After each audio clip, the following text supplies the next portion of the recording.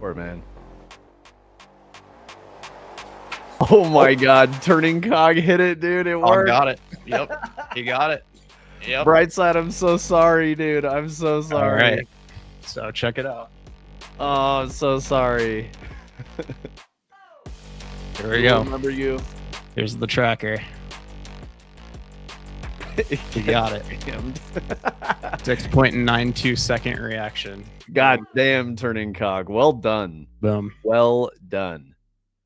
So the way this is going to work, and, you know, we're going to tell you this. It's not going to give you that much information, but basically we will start this whenever we feel like it.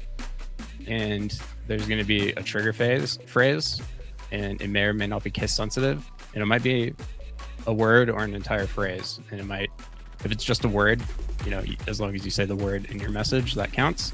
Otherwise, you might have to match the exact message to get it. And, you know, we got a leaderboard. We're going to keep track of who wins. Here's a list of the recent ones and their times. You know, that's how it's going to work. You won't know when it's going to start. You won't necessarily know what the phrase is going to be every time. You know, we'll keep it basic for now, but that'll be how it works. Brightside, make sure it doesn't have any menthol in it. No, no Carmex or Burt's Bees, man. The tingling is weird, dude. He said he's gonna throw on his lip balm. Okay.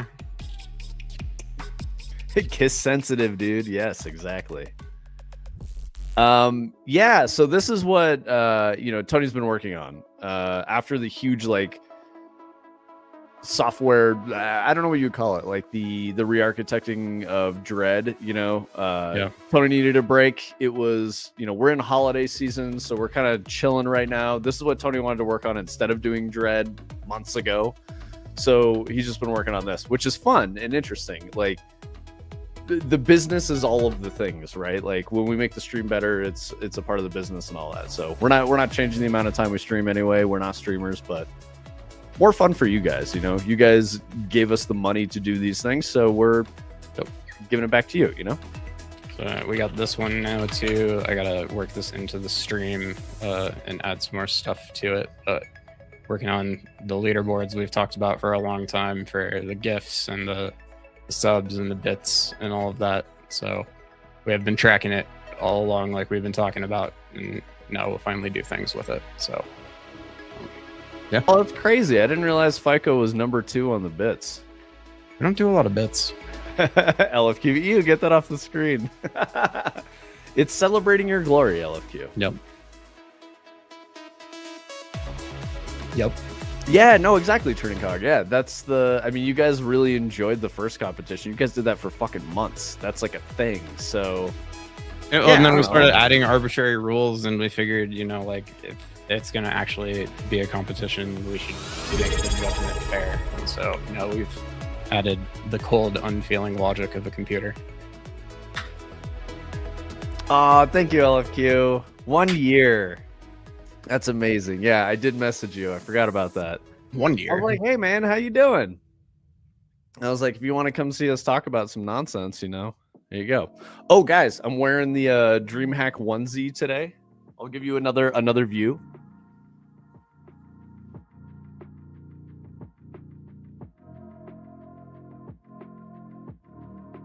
There you go. You got the DreamHack onesie.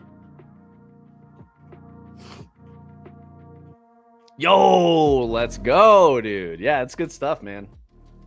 I don't know if you guys remember, I was talking about onesies early on in the stream, and that was when Anna was coming around a lot, and she's like, what the fuck is a onesie? And then, like, she saw the onesie, and she was like, Brazilian minds cannot, like, fathom wearing anything like that, you know?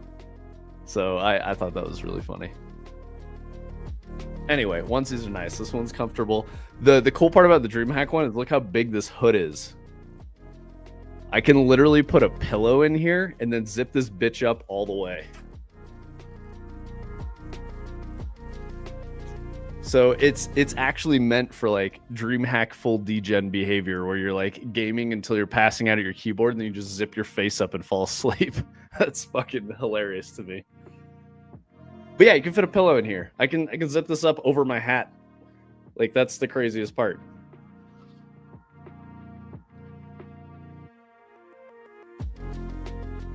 Adder, did you have like the two-piece though, like the jacket and the pants? Because both of my tracksuits are jacket and pants. They're not like what do they call that shit? A romper, you know? Where it's not like a fire suit or anything, right? You know?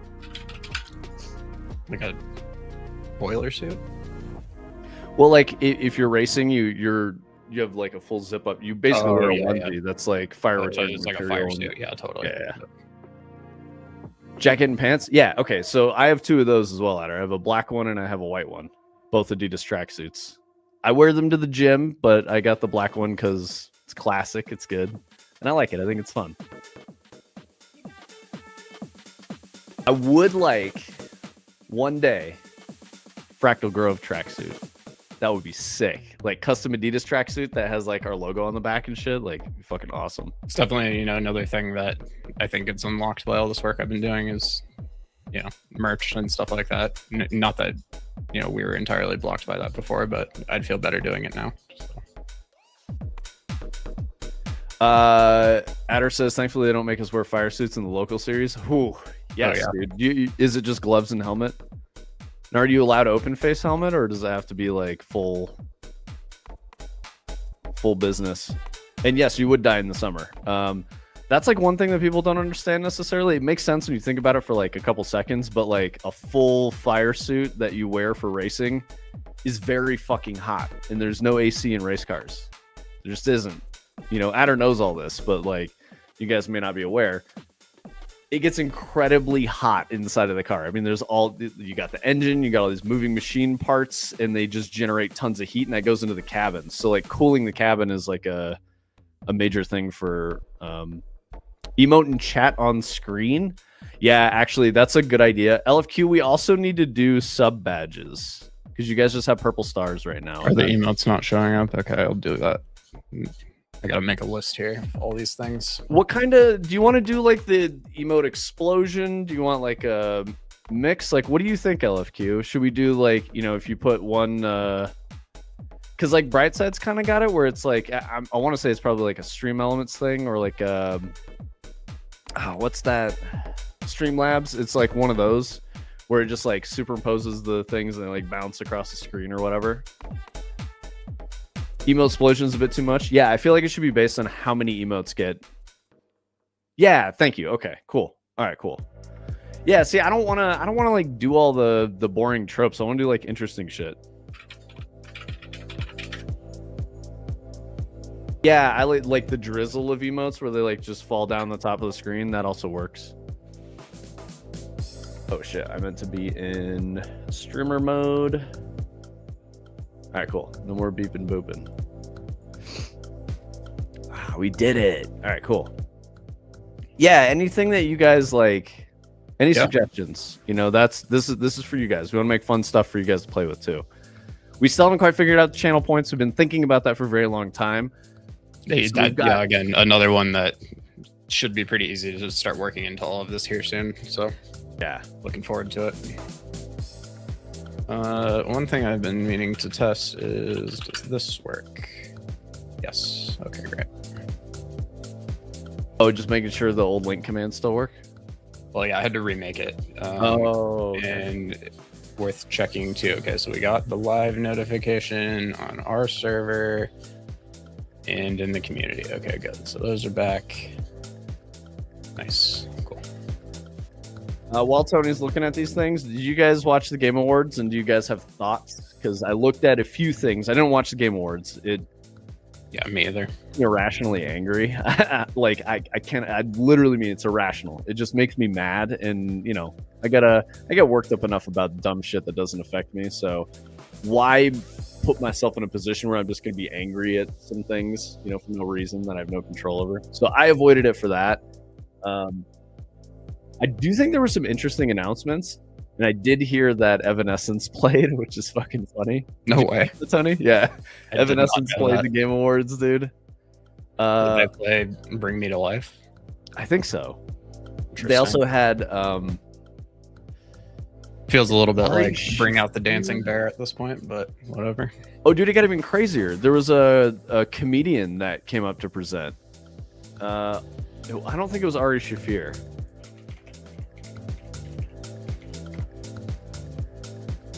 Well, it's not picking up our own messages. Okay, I'll note that as well. Oh yeah, good shit, LFQ. Thank you. Turning Cog says that shit was dumb. I flipped it off after 10 minutes. You mean like you gave it the bird or you turned it off? I'm just, I know you turned it off. He's like, I was giving Jeff Keighley the middle finger for 2 hours. Oh, dude, I appreciate that. Figured you guys would have any worthwhile shit in the soundbite. That's what I appreciate that, man. That means that the show that we do is like making sense and that's working. You're like, nah, they'll tell me about the Game Awards. Yes, and I like that. I would rather not have you guys have to engage with bullshit, you know, corpo slop and just tell you the important pieces. I think there was some like interesting announcements, right? And like 3 years ago, I kind of remember the Game Awards being like, okay, like decently interesting. And like, I don't think the general consensus at that time was like, everybody hates this. I think it was kind of like, oh, it's cool that somebody's doing this because nobody was really doing it. Yep. And, you know, like they're showing off a lot of cool new games and stuff. And then just year over year, you can just see that it's gotten worse and worse in people's minds and less entertaining. And I don't know if it's just kind of trending with the general games industry and the fact that, I don't know. It seems like a lot of people look at it as like all of the people who have not gotten laid off in the gaming industry kind of showing off or something. I don't know. I think if I abstract it like this, like Hollywood and music industry award shows like the Grammys and the Oscars, normies accept that because that's just how normies work. But people who play games are not normies. And so it just doesn't fucking work for us. We already live in a fantasy land. So pretending that this bullshit matters is not, it just doesn't work for us. I don't think any gamers care about the Game Awards. People only watch for announcements of new games. That's it. Nobody cares about who won what. I see some people get mad on social media. I think that's rage bait reaction content. I don't think any of it's genuine whatsoever. Anyway, I think since we're already talking about it, we can talk about some of the interesting things. I was very skeptical looking at a still frame of this, the very first game that got announced. but it's called The Free Shepherd, and you play as a border collie, and it looks like it's kind of an exploration game, and you're like a If you're looking at an article, can you put it in stream, and I'll put it on the screen for us. Oh, I went to like GameSpot, so I don't necessarily want to share that, you know, because I'm not trying to give them visibility.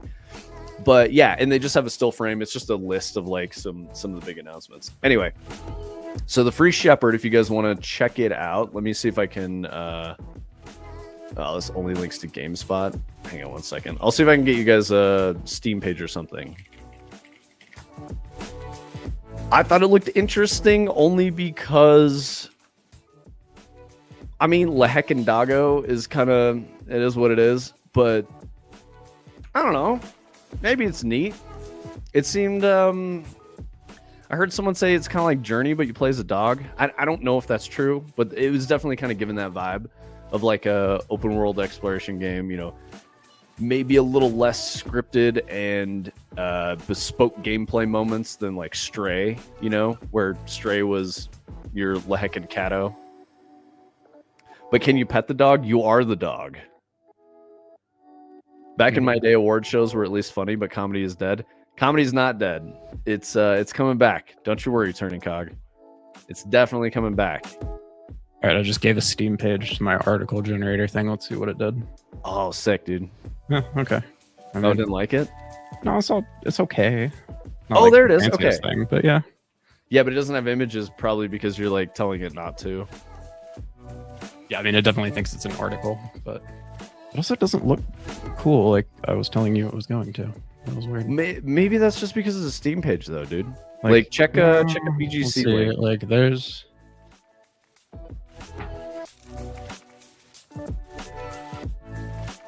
Okay, so this game is like one of those. It looks like you're playing as a dog, but then there's like weird sci-fi elements and some other stuff. So I'm assuming that there's something going on with the humans, and you as the dog, you're helping the humans or something. I don't fucking know. We're saving the world as that's kind of more what it's supposed to look like. The best good boy, you know. Tropic Thunder 2, please, dude. We can only hope. I would say in maybe the next 5 to 10 years we see something like that. I think it could happen. Yeah, Tropic Thunder really is like, that was the last actual big budget, serious comedy movie. And then everything else was just trash after that. And people were like, whoa, we can't say anything anymore. We can't tell jokes. I mean, you guys know I've self-reported or whatever on my my take on that stuff. I love comedy. I've watched a lot of comedy. Yeah, on stream I was talking about some stuff that I'm like 2 weeks later, like, fuck, I shouldn't have told people that I like that, you know. At least out on the internet. Now people will judge me and think I'm a weirdo, or that I like come down on one side of some debate or whatever ideology. I think it's all fucking stupid. I wish we could go back to the time where nobody cared about any of this stuff anymore, and like we just lived our lives, you know. It's just social media. It's too much information for everybody all the time. The eternal struggle of the yapper. Yeah, dude, exactly. That's what I feel. It's just us. We know you're spicy. Huh? Thank you, Turning Cog. I try not to be. I'm just a real guy, though. Anyway, so Free Shepherd. I don't know. It's I thought it looked interesting. It definitely made me go like, well, this looks like nothing I've seen before. I was thinking about being negative about it, and then I was like, no, you're just being a fucking grumpy old man. Like, it's okay. You can be the dog and you can herd sheep and like look at this, you know, gorgeous looking landscape and all that stuff and watch the dog run through the grass. I'm sure it's fine and people will love it and it's great for them. Cool. So that's Free Shepherd. We've got Decrepit, which I honestly don't think I care about at all. They're describing it as a dark fantasy game that mixes Souls-like combat with old school dungeon crawling. I don't know, man. And the screenshot of Decrepit is like, this looks like a game that was an innovation 15, 20 years ago with semi-modern visuals. So I don't know that I'm excited about that one. I would rather play Free Shepherd because that's at least interesting, you know. Like, when do you play as a dog other than in fucking What was the Capcom one where you play as the dog? Amaterasu? Was that it? No. It's about Amaterasu. Fuck. I'm not sure. Now I gotta look that up. I know there's a game for like gotta be like the Xbox, like OG Xbox, called like A Dog's Life. Okami. Okami. That was it. Okay. Yeah. I mean, I don't think that game is like you're a dog. That game is like no. I was ninja fucking shoob with a sword, but well, so Amaterasu in Shintoism is like God. It's like the creator deity. Yep. So you're like a spirit of nature, if that makes sense. Me over here sounding like Morgan Webb talking about Japanese culture. Yeah, exactly. Konami, close enough. I mean, I tried LFQ. I tried, bro. People need some games like Flower where they can turn their brain off. Yes, dude. Okay, Flower was sick. Also, what was the other one? Flow and this is when Santa Monica Studio made some really cool shit. And then they also made Journey. Fuck, dude. You know what I'm saying, though, right? Like, this is back when indie games, they were, like, really exploring what a game as art meant. And now we've kind of, like, we just gotten silly with everything. So, who fucking knows? But, yeah, I agree with you. I think we need to come back to that. And I would say, you know, Free Shepherd it kind of seems like that kind of a game. I've been playing the new update to PoE 2 since Saturday. Hell yeah, dude. Tell me about it. What are you feeling? What do you like? What's interesting? And then I needed to mention some more stuff on Decrepit, so I'm going to check out their Steam page real quick. Yeah, I don't know. It kind of like this is weird, but it makes me think of like Might and Magic, but it looks like it's got like Skyrim combat kind of. I don't know. Do we need this? Did anyone want this? I don't get it, guys. I'm sorry, I don't get it. Yeah. All right, I'll move on. That's enough talking shit about Decrepit. Okay, another one that I think is kind of interesting, but might be really bad. It sounds cool from an idea perspective. Visuals are pretty cool. Tony, you might be into this too. It's called Audio Mech. It's a shmup. So you know, it's like asteroids or whatever, or like Geometry Wars, that kind of a thing. But the music you're playing is your weapons in the game. So if you're listening to like EDM, your weapons go to like time for the track you're listening to and shit, which seems kind of cool. So I don't know. Definitely unique, distinct. I like that it maybe is kind of playing with getting back into the rhythm game a little bit, because like we really only had rhythm games because of harmonics and they're gone. So we don't get Rock Band and Guitar Hero or any of that shit anymore. It's all dead, which sucks, because I think that was a vibe. Like if you guys were there, everyone was playing Rock Band with their homies, you know, like on a weekend, you know, after work, get, you know, a 6-pack or some shit, hang out with the boys, play some fucking classic rock, pretend you're in a rock band. Very cool experience.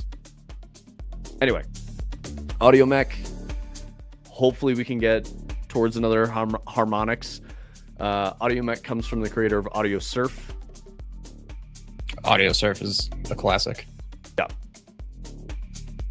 Exactly, hanging out with the boys playing Rock Band. It was seriously an era. You know what I'm saying? That shit was so good, man. I was in my 20s. We were all like sad because we had real jobs and they fucking sucked and we were all poor. So we just spent money on Rock Band and beer and hung out. And, you know, we would play Rock Band for like 8 hours into the night, you know, end the Rock Band session at like 3 o'clock in the morning. It was so fun. But people don't play games with each other in like the same physical space anymore. No one's doing that because everything's online. And yeah, exactly, Turning Cog. Yes. And that, I think that's going to change. I think it will. I hope. Social media and the internet and stuff ruins a lot of that. So, yeah. Audio Mech, your music transformed on Steam. They're claiming it works with streaming. I'm guessing that means it probably has some kind of hooks into your machine's audio track or something like that, and so that you could probably like stream Spotify and like it just works. Yeah, audio surf would allow you to grab an MP3 off of your computer, and it would make it's kind of like a rhythm game that was very basic, but it's pretty fun. Yeah, you would like you're on like a track with like 3 lanes, and there's kind of like Guitar Hero notes coming down that would correspond to like the notes in the music, and you basically just tried to move between the lanes so that you would get as many of the notes as possible, and it would like speed up and slow down with the intensity of the music. I don't know. It was free on Steam in like had to be 2003 or something like that. It was really long time ago. But there's another game on PS2 called Amplitude. That was kind of similar. I remember Amplitude. Amplitude was sick. Yeah. Can you show a video at all for Audio Mech? Because I think that helps. Yeah, let me. Because like describing it isn't as good. Or Free Shepherd too, because I feel like looking at that one is interesting. Yep. I'm gonna read about Pragmata while you're doing this because Capcom supposedly announced this. It's a Pragmata is interesting looking for sure. I don't know what I think about it, but this screenshot makes it look really bad. So I need to go look at like actual Pragmata and see what it is. Okay, here I'm gonna play this Audio Mech. No worries. ASMR Audio Mech, dude, that would go so hard. LFQ.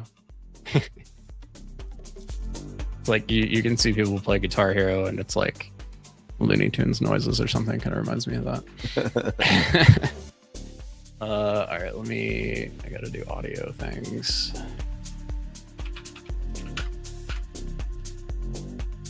And then we're just gonna not be able to hear Vince on my side for a second. That's okay. Yeah, Brightside, this is up your alley. Imagine playing Audio Mech to a Brightside track.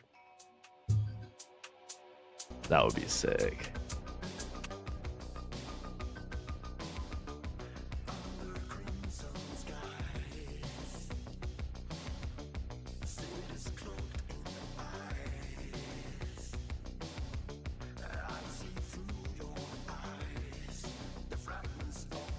I'm very happy to hear that, Adder. Bass Blade is awesome.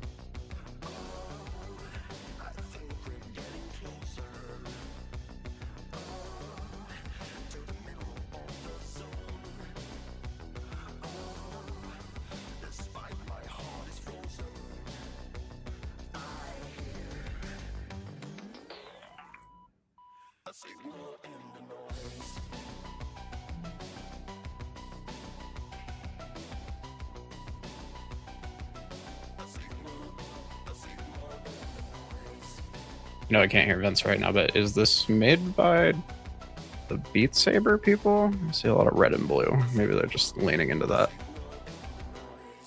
I didn't hear if you. Yeah, I don't even know what he said. By Dylan Fitter. Yeah, it's the guy that made Audio Surf. Oh, okay. Oh, that's right. You said that. Okay. Yeah. I wonder if he made. Oh, he made Audio Shield too. I don't know if you ever seen this. This is like pre-Beat Saber VR rhythm game that was kind of popular. Okay.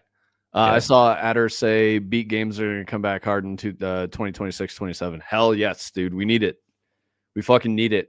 Yep. It's really sad that Harmonix fell over and is like dead.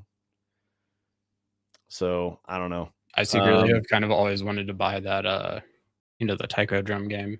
Like a rhythm game. I played it in Tokyo a lot at the arcades, and I thought it was really fun. And I know they have one for the Switch that you can buy. You could get Donkey Konga. There's Donkey Konga in storage. It's probably my mom's house somewhere. Me and Nick definitely have two of those controllers. Fuck your hands up trying to play Donkey Kong. Hell yeah. Yeah, so Brightside, I think that's the risk with Audio Mech. And that's why I wanted to show it, is because I think describing it sounds really cool. It might be really shallow on the gameplay. Because of like the gimmick is your music. You know what I mean? Like I was watching it and going like, if you were a music producer, could you like create an MP3 that was like super OP by like taking advantage of the game systems, you know, like you do like noise core Japanese, do like 1,000 like, BPM bass drum, yeah, like 10 million like BPM shit that's shooting like so fast or yeah. something. Like I don't know, yeah, It's like making modem noises. The drum game is dope. There's one at a local arcade, and I spent a lot of money getting my ass kicked. Yes, that drum game is very serious. Like all of the Japanese rhythm games that they have at the arcades, like the one that has like the circle and you're like touching, and they have like the gloves and shit, and then they have one that's like kind of resembles DJing, but actually looks a lot like Audio Surf, but has this like crazy controller interface. And there's like the DDR one that's just like the giant rainbow pad, and you just kind of have to be like vaguely in the right area, and you see the guys like doing the crazy ass dances and stuff. So cool. Okay, so on to the next one. I was talking about Pragmata. I don't know what to think about that. I just watched the trailer for it while you guys were watching the Audio Mech trailer. I really don't know what to think. Very Capcom. Yep. It makes me think of like Lost Planet in the way that Lost Planet had a very, very committed audience, and that those were really cool games for people that played them. It never hooked for me, but maybe Pragmata can be another game like that. It seemed kind of weird. It had like somber anime music. Yeah, you're watching it right now. Yeah, I'm not doing sound, but we'll just watch it while you talk. Yeah, so it has like somber anime music. There's like, sad female vocals. I don't know how you describe it. It's like a woman singing. It sounds sad. It's kind of like Final Fantasy music, if that makes sense. You have, scared little girl, robot man. Hacking the system, I've seen people saying is like pretty creative. That looks cool. What this mini game is that's happening right here. Yeah, that looks like a neat game mechanic. But if that's the whole game, I don't know. I literally just don't know anything about this game. And it's very hard to tell what the fuck it is by watching this trailer. So it could be a very, very cool game. We don't know. Could be some, magical, fun Japanese game where gameplay is first. And that look pretty good. Yeah, I agree. Yeah. It makes me think a lot of like Vanquish and there's some other stuff too. Honestly, kind of reminds me of Death Stranding, like, a little more over the top. Oh yeah, like, dude, that same aesthetic. Yeah. I was thinking like Vanquish, or like the little girl with the robot man makes me think of Appleseed, which is like a early 2000s anime. I don't know if you guys have ever seen that. It was like a film. This is gonna be on Switch. That's crazy. Okay. I know people loved Appleseed. I thought it was kind of boring, but I don't know, it was cool. I do not want to have a whole game be an NPC escort mission. Yeah, that's kind of what it looks like. Dude, I understand what you mean. I think that's where I'm torn. I cannot tell what kind of game this is.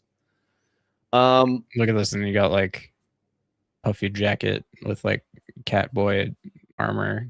Like, I don't know, interesting. It seems very Japanese to me. Pretty hard to see for you guys. Sorry, but. Which I think is a good thing. I like that Japan makes Japanese games. They're very different from Western games. I think it's great. Hopefully this one's cool and interesting. I have no idea what the fuck it is. So I'm feeling, we'll go with like the marathon feel, where I was like, maybe a 3, maybe a 5. Like I'm kind of in there. I don't know what it is. It'll be cool to check it out. Hopefully it's neat. Kind of probably is going to end up like Stellar Blade, where like most people really like it. Some people don't. Yeah, I don't know. I didn't really love Stellar Blade so much, but I know the developer of Stellar Blade I was reading recently was like recognized by the leadership of South Korea for their achievements or something because they've been so successful. Oh yeah, so that's pretty cool. That's fucking awesome. Yeah. I want to move over to some negativity. Bradley the Badger. Why? What are we doing?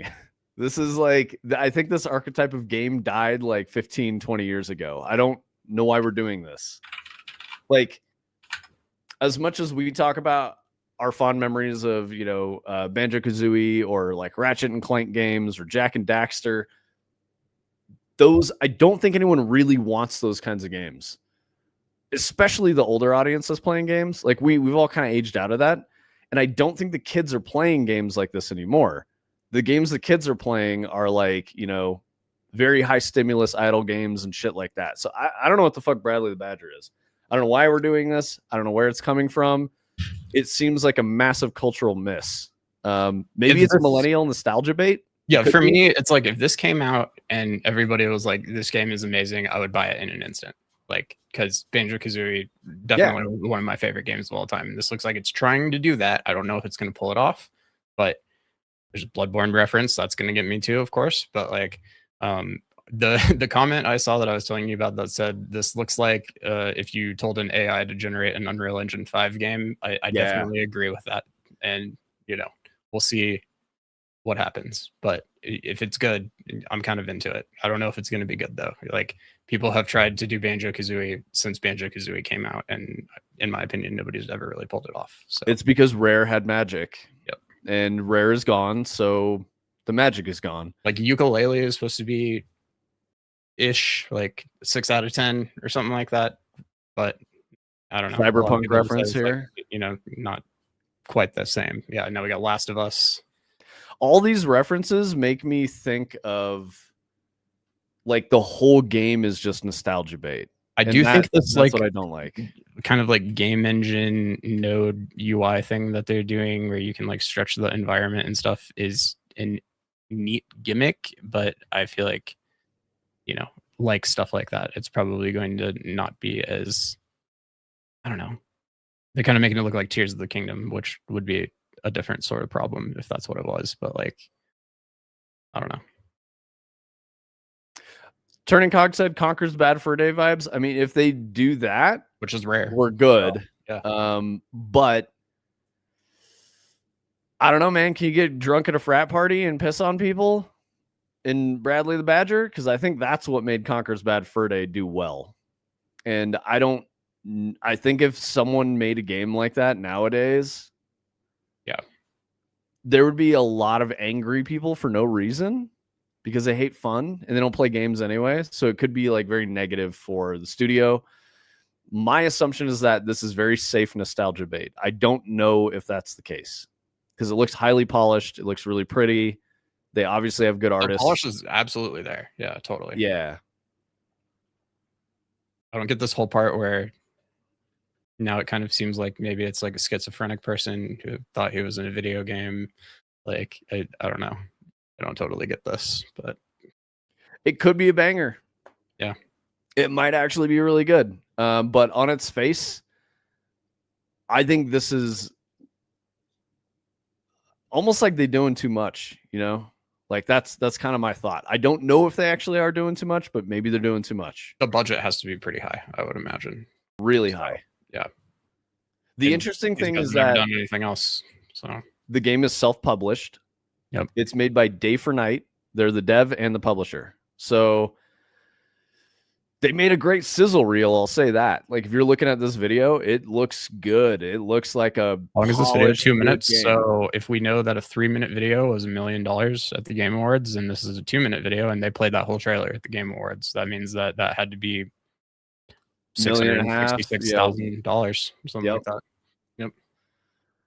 So there's money behind this studio somewhere. They paid over $500,000 to show that trailer, and get Vince bad enough about this to talk about it on our stream. So, like, yeah, so that's a big spend, and it does look very polished. I don't know. So what we're going over today, my drawing, is instead of watching the Game Awards and giving more visibility to all of that, I'm just going through the list of announcements because that's all anyone cares about anyway for the Game Awards. So we got down to Bradley the Badger.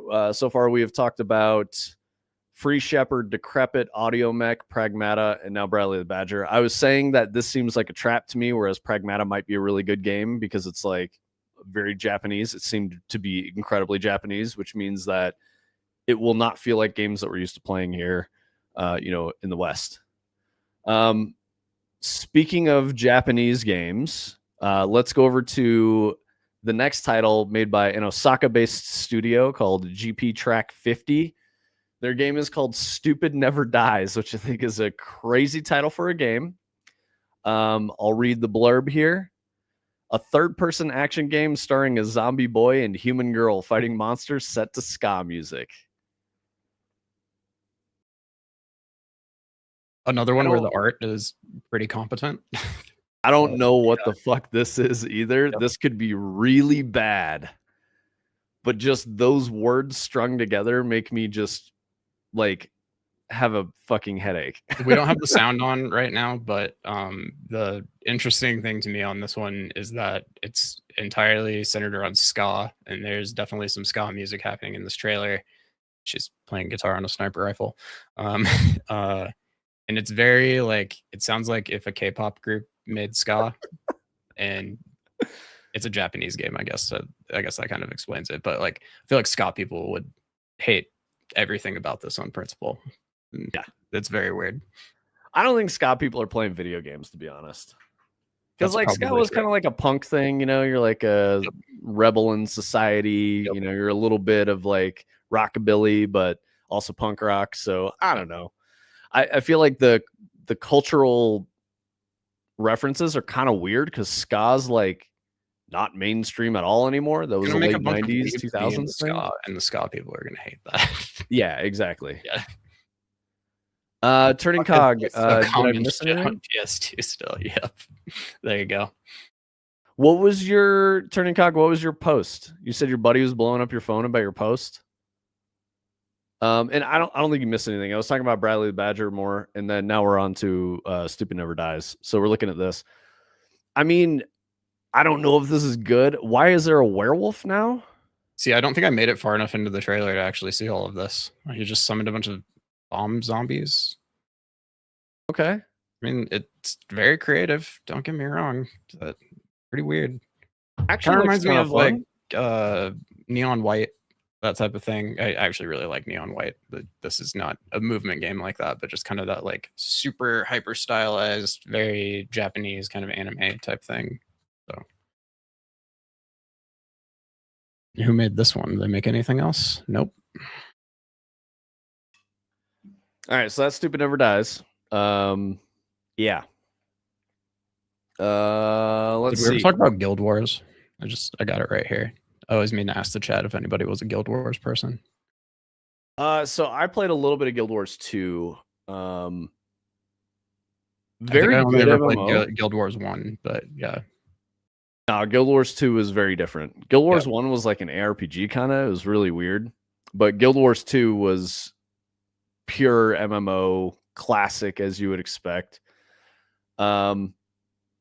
Without being a tab target game, it was like a you had like an area of effect, like indicator of where your attack would hit things, which a little more action gameplay, a little better. Yeah, for sure. So the news we're going over is just the Game Awards stuff from last week. We're going through the list of things, so you guys don't have to watch it. You can just hear what we have to say about it. Turning Cog appreciates that. That's what he was hoping for. So, yeah, Stupid Never Dies might be good. I don't know. I don't get it. Seems weird. Maybe it's good. I can see it probably being pretty successful if it actually plays well. Yeah, totally. Yep. Turning Cog was saying the chandelier modeling. Nice, dude. Awesome. Nice. Well, he said chandier, but I think that was chandelier. You just missed a few letters, but you're good, bro. Explosions of variety is what gets people going. Yeah, dude, it was having me pog a little bit. I was like, oh, there's some stuff. He threw zombies and like turned into a werewolf. Yeah, I didn't see the Game Awards. Love the art direction of this game. Yeah. I think they might have benefited from honestly like not leading with this musical number thing and like sprinkling a little more of this gameplay stuff in at the beginning, because I'm sure a lot of people were like, I don't know about this, and it at least looks kind of interesting in the gameplay. Yeah, it does actually. Like a little bit of Devil May Cry type of shit going on, which I think is cool. I really like some of these like attacks and stuff look pretty interesting and creative. Like this zombie bomb thing is wild, but I do think that's like the gameplay is actually making me interested in it. Yeah. But that blurb, like here, let me read you guys the blurb again. A third-person action game starring a zombie boy and human girl fighting monsters set to ska music. That sounds whack as fuck to me. But then when I watched this trailer with the gameplay, I'm like, actually, it kind of looks like it might be a good game. So I don't know. Oh, it says steal enemy abilities, customize your undead body with bizarre upgrades, and experience fast-paced combat packed with innovation. Okay. I'm something of a whack as fuck myself. I disagree with that, mocap. You're a cool guy. Gameplay is king. Exactly, my drum. Absolutely. As long as there's a music audio slider, yeah, real LFQ. Maybe I don't want to listen to ska for, 15, 25 hours or 40 hours of gameplay, right? Okay, let's move on to another one because it's a relatively long list. There were something like 20 or 30 announcements of new games during this awards show, which is silly. Next one is Star Wars Fate of the Old Republic. I gotta say that one's gonna be on Steam. Nope. Yeah, the trailer I watched for this was no gameplay, and I don't know, guys. They're hoping to get it out before 2030. That's been the statement. So this game seems like a trap. What's up, Sushi Fu? But yeah, Star Wars Fate of the Old Republic seems like danger. Lots of overpromising, potential fumbling by Western devs at a AAA level again. Who the fuck knows? Star Wars is weird right now, so it could go either way. It could be really bad. It could be good. I don't know. I recognize the fandom behind KOTOR, and I understand why people like those games, but they never stuck for me. But that doesn't mean that I would say they're bad games. I don't think they are. They're just not for me. But they're very, very deep. There's a lot of things you can do. People love that about them. So I wouldn't say, Knights of the Old Republic is a bad game in the same way that I'd say like Fallout is a bad game. I still think Fallout is a bad game. But yeah, I'm not going to play either game. I don't like either of those franchises unless we're talking about like the really old school tactics Fallout games. Those are actually pretty cool. But the point that I'm trying to get at here is I'm trying to say that I'm not just being a hater to be a hater. I'm very skeptical based on the trailer I watched for Fate of the Old Republic. It looks weird, and Star Wars is in a weird spot. To get the licensing for that, you're going to have to work with Disney. You're going to have to do a lot of stuff at Disney's pace and with their direction, very heavy-handed. That's not to say Disney's bad. I just know what it's like to work with them, and you don't have a whole ton of latitude and control and freedom. You have to kind of do what they want you to do, which is it's totally fine. That's how it works with licensed IPs. So that being said, I think that a lot of the Star Wars stuff has been a miss since Mandalorian, right? I didn't really get into Andor. Was that last week we were going off about the prequels and stuff? Yeah. Yep. So you guys know our opinion on Star Wars stuff. So, wait, Turning Cog, why'd you say nice cans? What are you guys doing? I want to know now. Chat has to know. You guys can't have like secret messages between each other. That's crazy. All right. Anyway, so Star Wars Fate of the Old Republic, I don't know. I think they're trying to go back to the KOTOR thing. At least they're not going KOTOR 2 remastered, like at least it's a new fucking thing. I'm okay with that. So a little bit of positivity, new fucking thing. I just am really skeptical of Star Wars IP stuff right now. It needs to get back to the roots of like what made Star Wars compelling and interesting, which, as we know, in my opinion, was George Lucas stuff. I don't like the current Star Wars corporatization. Inside jokes can stay in PMs. Yeah, exactly. Get it out of chat if you can't share with everyone. What kind of a countdown is that? Next 1,477 days? Yeah, that's absurd, Brightside.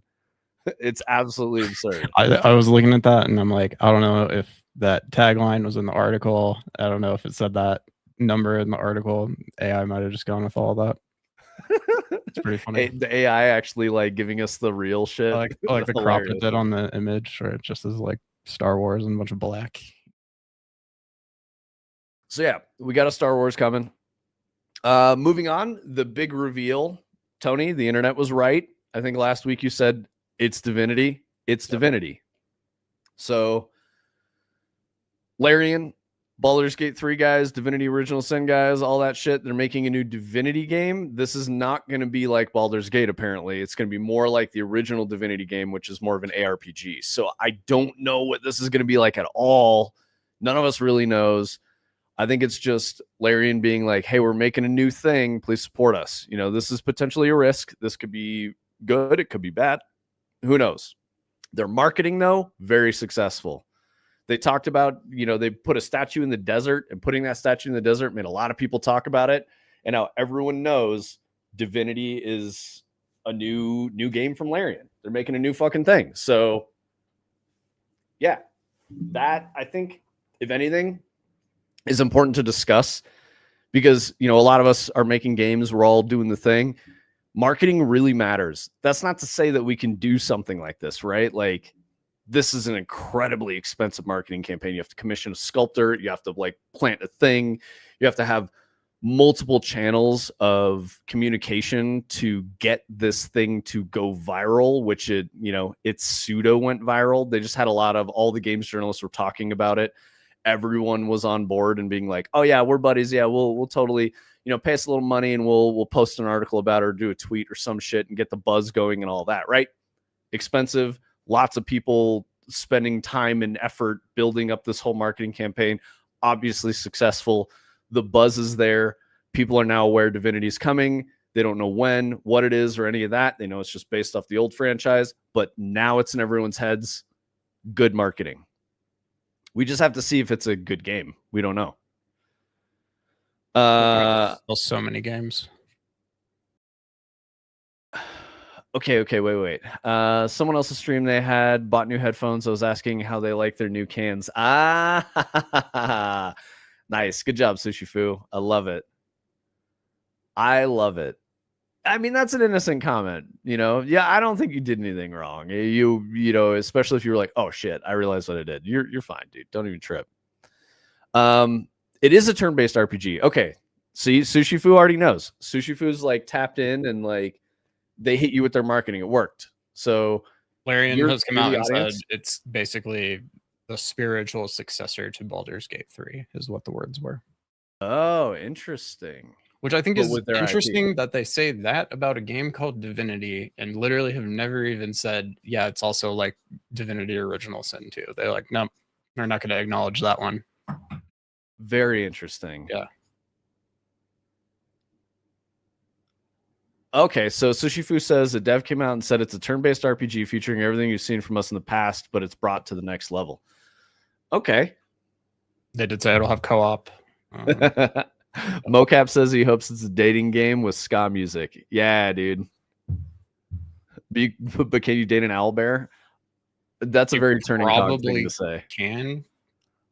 Assuming one of your companions can be an owlbear, I would say the answer would be yes, probably. Yeah. Okay, so that's the Divinity thing. You guys are already aware. That was the statue. That was that whole marketing campaign and all that. New game from J.J. Abrams and the creator of Left 4 Dead. We talked about that a while ago. It's finally announced. It's called 4 Loop. Co-op shooter. I don't know.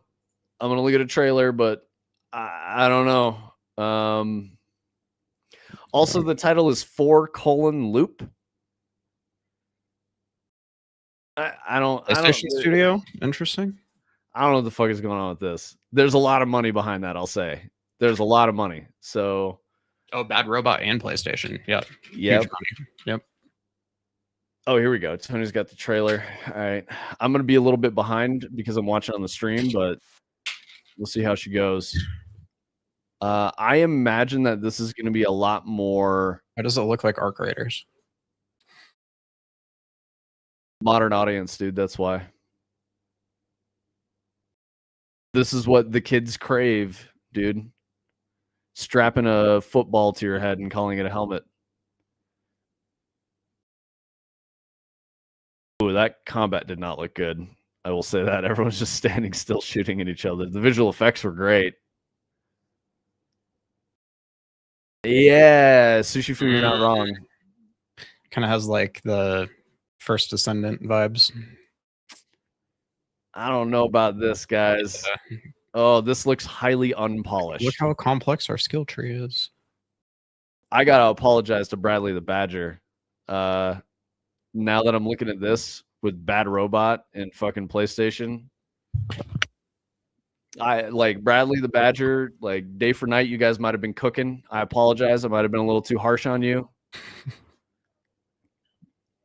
This does not look like anyone was cooking here. This looks like way too much money and some weird shit. Fail to save the world. I don't know what this is weird. This is like, we don't know what games are. We're gonna like, I feel like J.J. Abrams maybe saw his kid playing a video game and was like, "What's that you got there, little Billy?" And then he's like, "It's Fortnite, Dad." And then they had a conversation. He's like, "What if I made a movie video game?" And it's like, dude, good luck. Let's see. Gameplay, art, all of it looks like the middle ground of everything. Yes, exactly, Sushi Fu. I think you nailed it with that comment. Bad Rubik's Cube. Yeah, LFQ. We need some solid mid ground so we can rise above the average. Yeah. It's like they say Helldivers and said, let's make it Saw. Wait, what? They saw Helldivers and let's make it? I got you. I'm tracking now. Yeah, I don't know what the fuck this is, man. I agree, Sushi Food. The visual effects were probably the best part of the trailer. None of the gameplay looked compelling whatsoever. Anytime they showed like action happening, it was like a player character standing still and an AI, NPC standing still, and they were like trading shots, and then one died with like a really bad animation, no hit reacts or anything. And then it showed that like weird scanner. I don't know what the fuck is going on with that game. But I was too harsh on Bradley the Badger based on just watching that trailer. So anyway, 4-loop, probably Corpo slop. Who the fuck knows? On to Coven of the Chicken Foot, which I don't like the title of this. I don't like the ideas behind it. It's about an elderly witch and her animal companion. It's the first project from Wildflower Games. Former co-director of Last of Us and Uncharted. Maybe this dude's getting lost in the sauce and trying to be too artistic. Maybe it's a good game. We don't know. I'm gonna look it up on Steam. Wait, I got the trailer going right now. You got it? Hell yeah. So far it's just wiggling foliage. It's moody, dude. Moody cartoon stuff.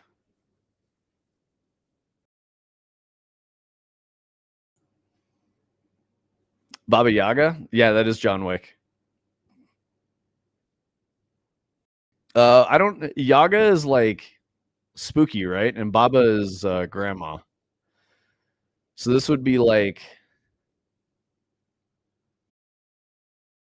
how is that an animal companion? What the fuck is that? Is it a pile of trash?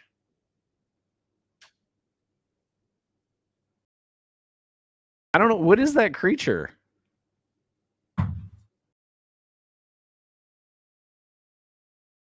It's like a horse? Camel? Sam Squanch. What the fuck is this thing? Sam Squanch. Yeah, no, that's right. That's exactly what it is.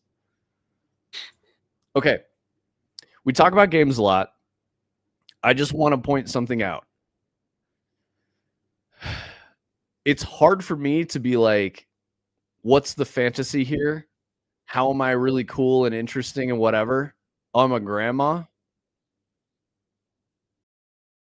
The art is pretty good. Again, I feel like looks pretty solid, but I don't know.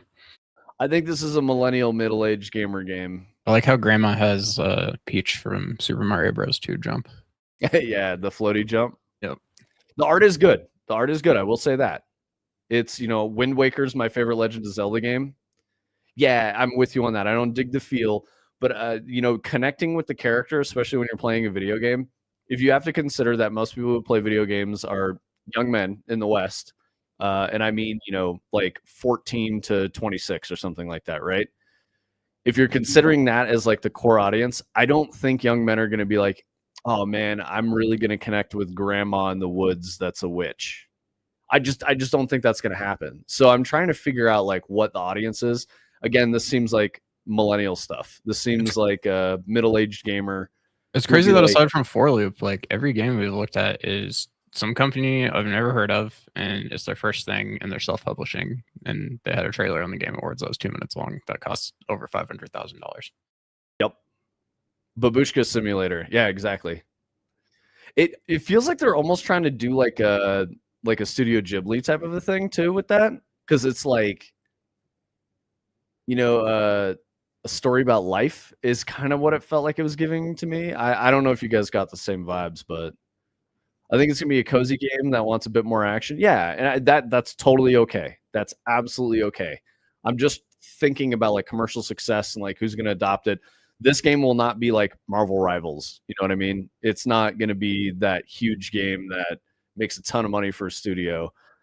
Obviously, it's very expensive based on what Tony just said. You know, like they paid for the spot at the Game Awards. Like that's going to be really expensive to make this game and to put all that out there. So we'll see how it goes. Forest 3 looks sick. Yep, we will get there. We will absolutely get there. Complete surprise to see the trailer and see Forest 3 at the end, but that makes me super excited for it. Yeah, I felt the same way as Sushi Fu.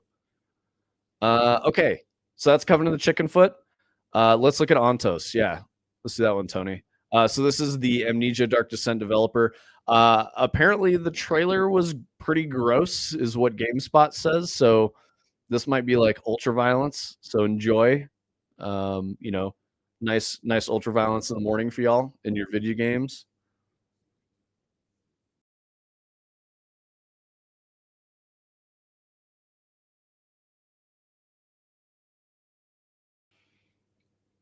You guys were really into the Forest. That's I don't know. It just that never clicked for me either. I've seen a bunch of gameplay and stuff, and people say I would like to play it, but it looks too scary for me to play by myself, so I haven't played it. I'm sure Sparkle will play with you. I'm pretty sure she's played a lot of it. Yeah, I know it also has like a really good VR mod that I've always wanted to check out, but again, like I'm too scared to play it on flat screen, so I don't want to play it in VR. Oh wow, that lady was like tearing her neck out. That was crazy. Yep. Tony, that's exactly what Mocap was saying too. Playing that one in VR with friends was a great time. Talking about supposedly the VR is really, really good.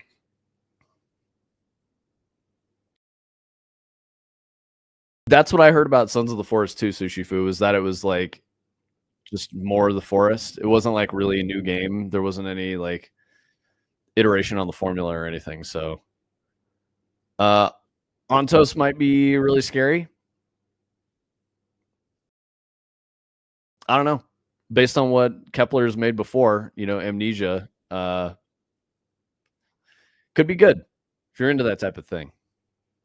Probably going to be really gross and horrifying. Resident Evil Requiem, Tony. Yep. New trailer. We've got Leon. He's in Requiem. This had leaked a few days early because somebody had like accidentally published new stuff on like the Steam page for this game or something, or the PlayStation page for this game accidentally. Yeah, in a small market. And so everybody was like, "Oh shit, Leon's here now!" So that's pretty exciting. Put this up while we talk.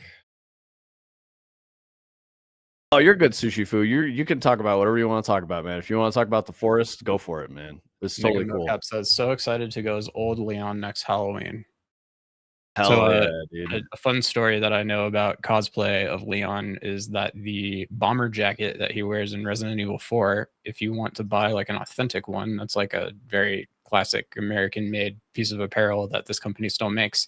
It costs like $2,600 or something like that for just like, it's like the same jackets that like bomber pilots wore in World War II or something. And I just remember looking at it one time because I was like, "Oh, that jacket's cool. I want to get one." It's really expensive. Yeah, those style of jackets are very, very expensive. The bomber jacket was like a perk because bomber crews died like a lot, so you would get the special jacket to signify that you were like making crazy decisions to, you know, be a part of the war effort. What's really fucked up, Brightside? Tell us. Yeah, tell us, Brightside. And then, Turning Cog said accidentally talking about the leak. So I want to say that, you know, working on Destiny, there were a bunch of leaks, and they were accidents. Like 100%. Yeah, and I don't get the sense that like Capcom and Japanese devs like do things accidentally for virality. It's not their style. Yeah, Turning Cog, the issue is that when you miss a marketing beat like that, you've got all these other things paid for and planned, and when something accidentally leaks, it like fucks the whole plan up and a bunch of money gets wasted, and it probably would have been a bigger headline that Leon was in this game if we didn't know before the Game Awards and it got revealed in the trailer. So it got kind of people fucked would up. have lost their fucking minds, and it would have been like you could also kind of look at it as it happened a day early before they were fighting against the new cycle of every other thing that happened at the Game Awards. So like, I don't know. I should post my dude. Mocap, definitely post your Leon costume, dude. Please. Brightside says my dad bought 2 bomber jackets when he was our age, and then like 10 years ago he brought them out to my brother to give us, and we literally like, what the fuck, these old World War II jackets? Dude, they gotta be worth so much money if they're classic too. Oh my god.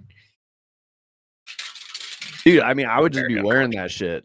Oh yeah, absolutely. I'd be like wearing it. Very much, but also probably worth a lot of money. Oh no, Brightside, like that's always the problem, man. As a parent, like you don't understand the thing that you're giving to your kids, or like, you know, you put all this thought into it and your kids like don't know.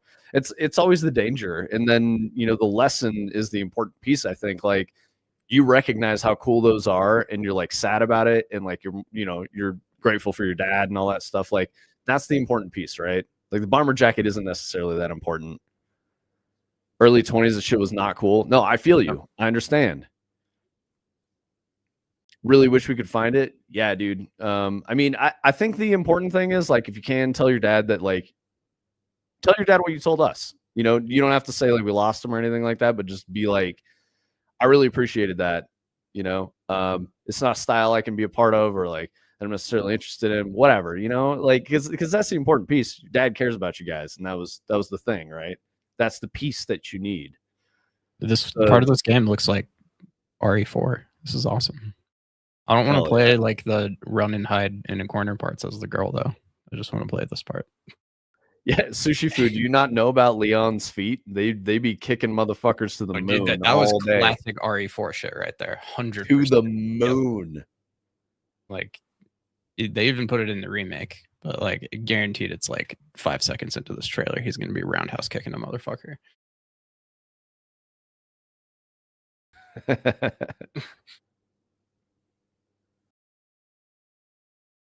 Yeah, that's Leon's special power, is kicking a motherfucker to the moon. Oh, and he'll suplex them too. That one's always good. Yep. Their heads explode when they hit the ground. It's awesome. RE4, another one of my favorite games of all time. Remake is really good. All right, as soon as that one's over, we're ready for the Jonathan Blow new game. Oh, what's it called? Order of the Sinking Star. Sinking Star. You guys ever played Chips Challenge before? So here's the thing. Jonathan Blow was popping off on Twitter about how his new game is going to revolutionize everything, and it's another one that's like, you know how Jonathan Blow does. So homie's been talking his shit up. I don't know if this is good or not. It might be a really good game. He's good at making very interesting games that do stuff that nobody's ever done before. So the major pitch here is 1,000 handcrafted levels, they claim. Yeah, like each puzzle is a handcrafted, unique puzzle. They're all different, he says. I like the implication that handcrafted means that they will be good. I mean, Jonathan Blow is good at making I mean, I know he's good, but I just feel like how likely is it that 1,000 things are good just because they're handcrafted? Like, or not dissimilar. That's what I'm saying. Like, they're like really leaning on the like, we didn't use AI for this. Like, you can kind of tell that's kind of what they're going for. And I don't know. I imagine that some of these puzzles are going to be similar. I mean, but we'll find out, because like the Witness was crazy. For every 10, there's probably going to be one that is good, and for every 50, there's going to be one that is like amazing. And, you know, I wouldn't be too surprised by that, but that's going to mean that there's 100 good levels and like 50 amazing ones, and there are 20 amazing ones in the game, and then the rest will be like forgettable. So Brightside was saying he didn't understand like Jonathan Blow is such a legend in the scene. Yeah, Jonathan Blow is like a very famous, outspoken game designer, and he got really big with Braid, the first game he made, because there was nothing like Braid, and he built it in a way like the game engine and the technology he used was very unique because it's like pre-Unity, I think. Oh, right? Yeah, this was an XNA dev kit type thing. So what's interesting about Braid is that you're like, oh, well, it's just a platformer, but it's not. Dude, this trailer is so cooked. Oh my god, it's so pixelated. Holy shit! It's really old. I mean, this is like before 1080p video game graphics. So when you move left on the screen, bright side, you reverse time. So if you're like, you move to the right and you're like, oh, well, I don't want to do that. You move the other direction. And it's really interesting. Indie Game the movie is a good watch. Yeah, bright side, you should check that out, especially as like a, a budding game dev, like you're a successful game dev at this point. Like you shipped games. So, but it's worth watching this shit as you get into this world and like learn more about what we do. Hit 2012, dude. Yeah. I'm sure somebody's been like, so this is just like 2D super hot. Like, yeah, that's what it is. I mean, he invented this mechanic. Yeah. No other game did this before Braid. Like, actually, super hot is 3D Braid, but okay. Yep. And then he did The Witness, right? I got to clarify for myself. I believe so. Thekla? Is that him? Yep. Yeah, so The Witness is really cool because it uses like perspective. So if you guys remember when I was playing Liminal, I think it was called Superliminal. Yep. The Witness is very similar to that. So all these puzzles use like how you look at things to do stuff.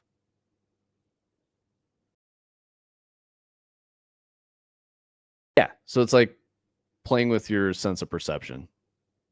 Shitpost game that made fun of The Witness. Stanley Parable. Parable? Yeah. Yep. I wouldn't call it a shitpost game necessarily, but yeah. I know what you mean though, Turning Cog. I think it's a little derisive. It's the only one that makes sense, but yeah. Yeah, it's like mean to Stanley Parable because Stanley Parable is a very cool game.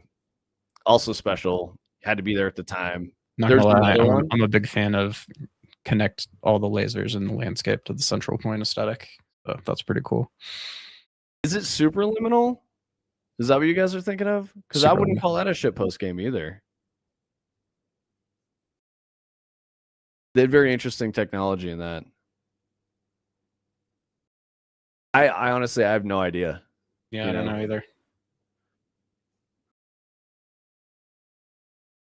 There's a literal parody game. Okay. The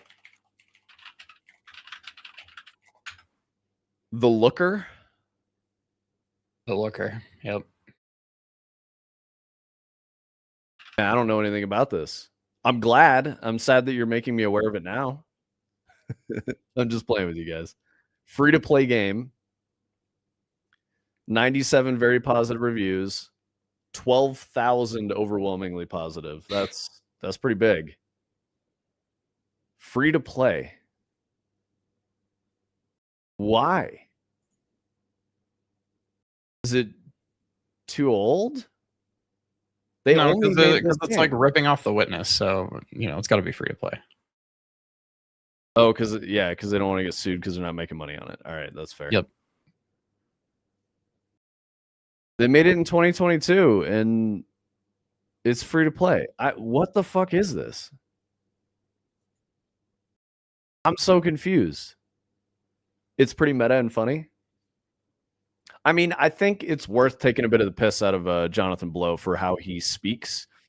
But he does back it up. He makes very interesting shit. So I think he can just he's just a maybe it's me looking in the mirror, but he does be saying a lot of wacky stuff. So I can understand why people don't necessarily like him.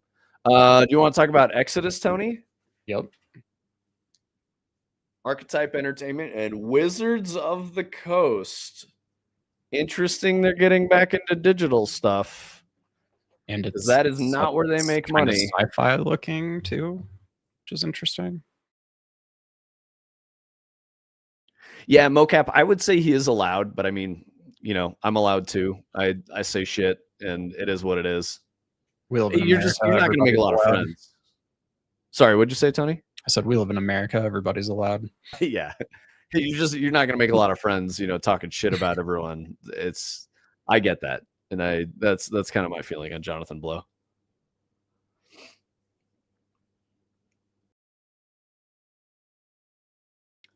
This team is an interesting mix of Arcane Austin, Blizzard, and Volition. They're here in Austin. Oh, so that's what Exodus is? Okay. Voiced by Matthew McConaughey, by the way. Oh, no way. Yep. Okay, well, now I'm going to mute you because I want to hear this. So hold on. Where are we there? Right there.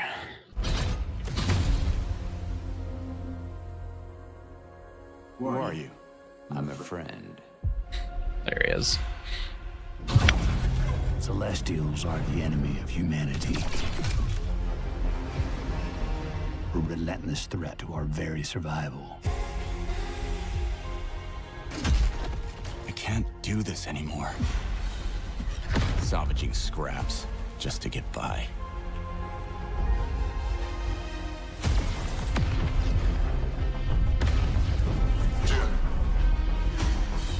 Child of Orion, fulfill the purpose for which you were crafted, and seize your destiny.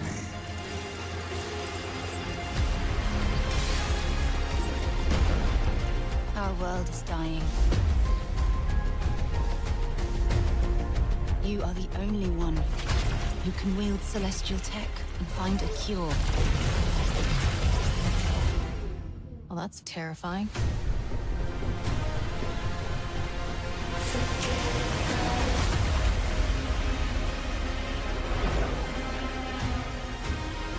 But with the right ship and the right crew, you could save all of us. I was on an alien world. Felt like I was finally doing what I was made for. Thank you, June.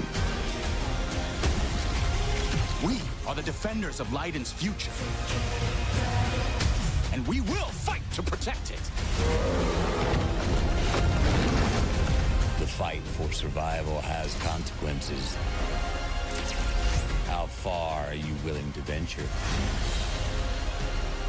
How much are you willing to sacrifice to save your world? Damn, kid. No pressure there. Matthew McConaughey. That's who Brad said. What's up, anime? What's up, Queen Anne? I realized Tony just muted me for himself, but not on stream. So my bad, guys. I was trying to be quiet while we watched that. But yeah. So this is. I mean, I like it, but yeah. Okay. Yeah, Exodus is the new game from Wizards of the Coast, which I thought was interesting that Wizards of the Coast is getting into software because they're not the trailer of a movie. I would be very interested. As I'm watching this, I feel like they showed like 0.7 seconds of gameplay, so I'm very skeptical. But I don't know, it's kind of interesting. From Tony's mouth to God. He's saying it. You got an echo now? Vince echo like baseball. My bad. Echo. I love it. Thank you, guys. Yeah, Lehek and Chonker Bear. Okay, so I will say this trailer is very cinematic. There's definitely gameplay mixed in here, which is a good sign. I mean, these like walking sections. I think this could be a good game. Yeah. It definitely could. Obviously, they got the space station thing. I don't remember where that was. It showed this like him like flying through some crazy shit in space. That was really cool. Yeah, they got the cinematic effect down. It looks very like spectacular. If the gameplay's bad, this is going to be a bad game. So we just don't know. Yeah, I agree with you, Adder. It has potential. Could be like Star Wars Outlaws type thing. From what I hear in the public about Matthew McConaughey, by the way, he does seem like a very real, very chill dude. Like everybody fucking loves that guy on all side of everything. And he's got some opinions that people don't agree with, but they still love him and forgive him. So I bet you, even though he was in like silk PJs with a laptop mic and shit, and he's just chilling in bed doing these fucking recordings, I bet you he still put a huge amount of effort into it. He probably didn't fucking like the advertisements he did for like Lincoln or whatever, selling cars, he was very fucking serious about those. And I'm just like, this guy's a professional, you know? Like, I don't even give a shit that he's like, he's still doing it, you know? He's doing a good job. So first one in more like this, Star Wars Outlaws. I think that's too reductive anime. You can't make that call without actually playing the game. But I see your want to go in that direction because it does give those vibes off. It just looks more put together. Like, I don't know if you saw it, but we were talking about the J.J. Abrams game, and we were like, what the fuck is this? Yeah. What was the J.J. Abrams game? For Loop. I looked at that, and I was like, this is incoherent. I don't even know what this fucking game is. And the animations were really bad. They spent a lot of money to put up a trailer that I think was not well polished. So I would talk more shit about For Loop than I would about Exodus. Exodus looks like it might actually be okay. Maybe not a game for me, but it doesn't look like I'm not getting the vibes that this is a poorly crafted game. Really healthy mix of gameplay and cinematic content in their trailer. Whereas For Loop had like mostly cinematic content with like every 30 seconds they would drop, 2 to 3 seconds of gameplay, and it looked bad. So this doesn't look like smoke and mirrors to me. This looks like it really might be good. But trailers are always smoke and mirrors. So we don't know if any of this is real. But it looks like they understand the craft a little more than the Bad Robot Studio and all that. Yeah, I'm with you on that. Sushi Food definitely looks better. He's a professional, doesn't need a suit to talk well. Yeah, exactly. McConaughey's the Texas mascot or the Austin, Texas mascot. Yes, he is. To clarify, not a dig at Matt. Bros G, hope he runs for Texas governor. Hell yes, Adder. I agree with you on that. I love that he's got like, what was it? I was watching this thing the other night talking about McConaughey and Woody Harrelson and how they're both like Texas homies. And I want to say it was like Woody has the craziest, best weed in North America, and McConaughey has like the craziest, best tequila in North America. So like those two boys hanging out partying, you're like tequila and weed, and you're just fucking like you're in another dimension, and they're just vibing and having a good time. So that sounds really fun to me. Imagine hanging out with the two True Detective boys, and you're just like having a good time. That seems chill as fuck. So anyway. Boo cinematics. I'm a cinematic artist. No, you're okay, mocap. To me, this looks crazy good. I'm allowing myself to be excited by it, even if I never play it. Yeah, I think Exodus actually kind of surprised me. I was being a little negative, and then I watched that trailer, and I was like, all right. They might have something there. What about another Wizards of the Coast, Dungeons & Dragons Warlock, Tony? What are you thinking about this one? You see him around town all the time? Dude's a man for the people? Oh, that's sick, Adder. Well, I'm also a trailer editor, and I think cinematics are a crutch. Yes, I agree with you, mocap. That's the thing I was trying to say about the J.J. Abrams game versus, Exodus with McConaughey. I think those are very, very different but similar attempts, to like go for vibes. One is well done. One is looks like it could be well done. But if you know what you're doing, like you do, mocap, you look at it and you're like, what the fuck is this? Yes, much prefer gameplay to tell a story. Absolutely. As a game designer, I feel exactly the same way. So Exodus trailer, healthy mix. For Loop trailer, very worrisome. Yeah, and I totally agree with you guys. Okay. Dungeons & Dragons Warlock. I don't. Set to launch in 2027. First gameplay reveal has also been scheduled for summer 2026. That's kind of all we know, really. The weird thing here is that in this blurb on GameSpot, they're saying focuses on multiple types of magic, which I guess is like a D&D Warlock thing. My understanding is that that's not necessarily true. Warlock class in D&D gets all of its magical powers by making a pact with a demon or a god. Typically, it's a demon.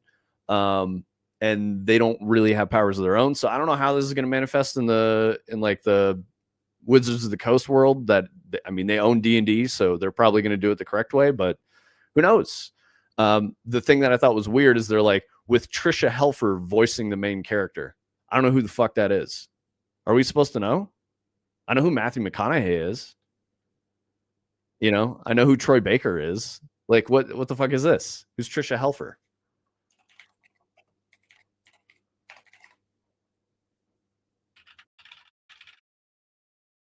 Some lady. Canadian American actress and model. Oh, she was in Battlestar Galactica. Cool. Don't care. So anyway, that's one of their marketing points. They're talking about that. Yeah. Cinematics can be great if the storytelling is S tier, but it also really helps if you're an established franchise and people know what to expect for gameplay too. Yeah. I mean, the point is that you do need a sizzle reel. You need something that looks really good, and you get one fucking chance to do it. You know, it's just the way it goes, especially if you're paying millions of dollars to be in a big award show. It has to be the best shit you've ever done.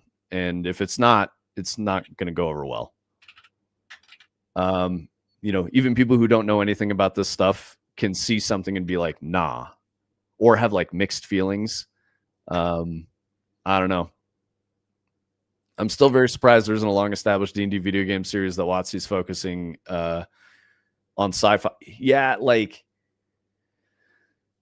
I'm not at her because I know people that worked at WotC for like 10 years on, you know, D&D, tabletop, MTG, all their, you know, bread and butter franchises, and they don't know software.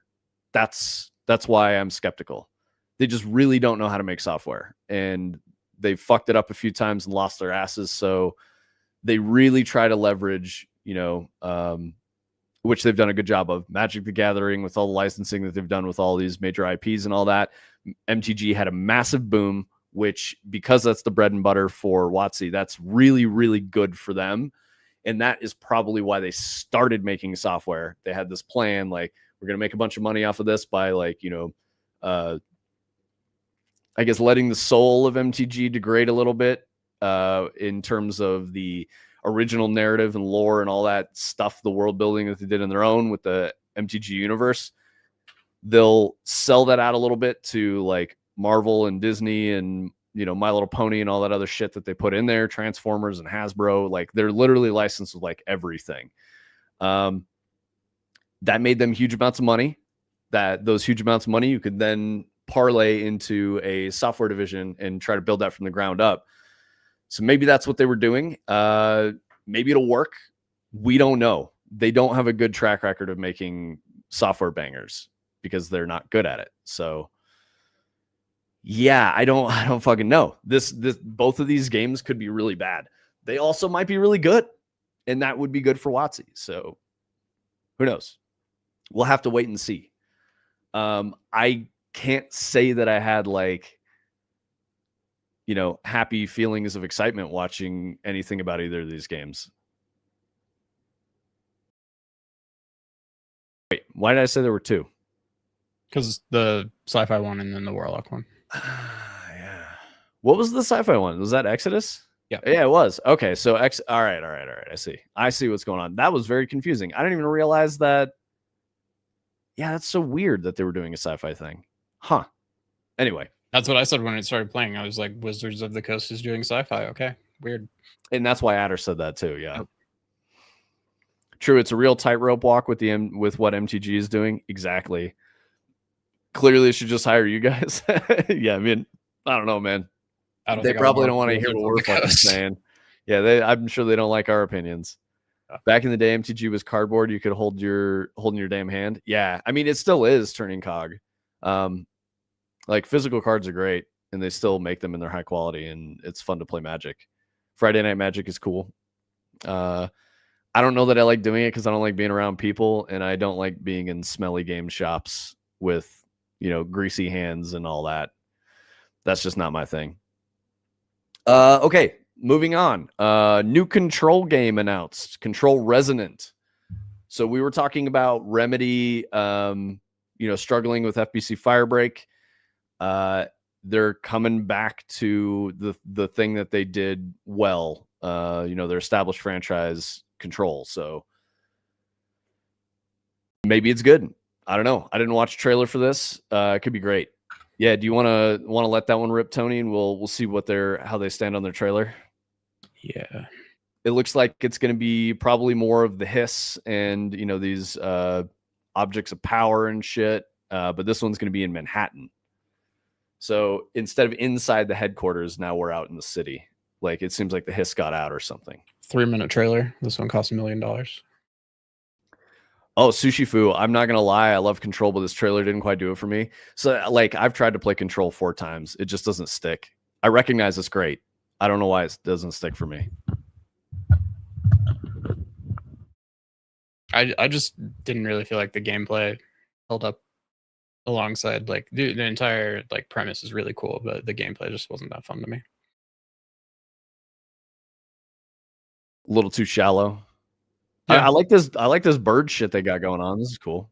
If anything, like the gameplay that they're alluding to in this trailer, I think maybe it looks more interesting to me than the first one. But right, yeah, a little bit of the Inception visuals, which I'm not crazy about. I feel like that's done too much. This is cool. I love this shot right here. I think that's really well done shot. The red floaty guys. You know, the stairs with all the blood and stuff on them. I think it's a sick shot. Yeah. And that was like the Control office building or whatever, right? Yeah, where like the hiss clearly broke house out or whatever. Yeah, the oldest house. Yeah.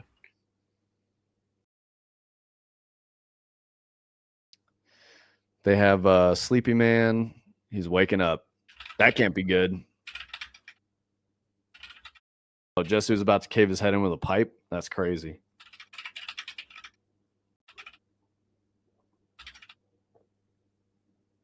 Oh, this time you play as Dylan. You're not playing as Jesse. Okay. So you're Jesse's brother, Dylan. I mean, I probably would have known this if I beat Control. I'm sure it ends with finding your brother and shit. Control kept giving you a migraine? What do you think did it, Turning Cog? Queen Anne, I'm sorry. I know you're here. I was trying to catch all your messages, but also like let you guys watch stuff and like talk about things. Yeah, Sushi Food, that's how I felt about Control. The gameplay did get repetitive. In that I think I just fell off of it because of that.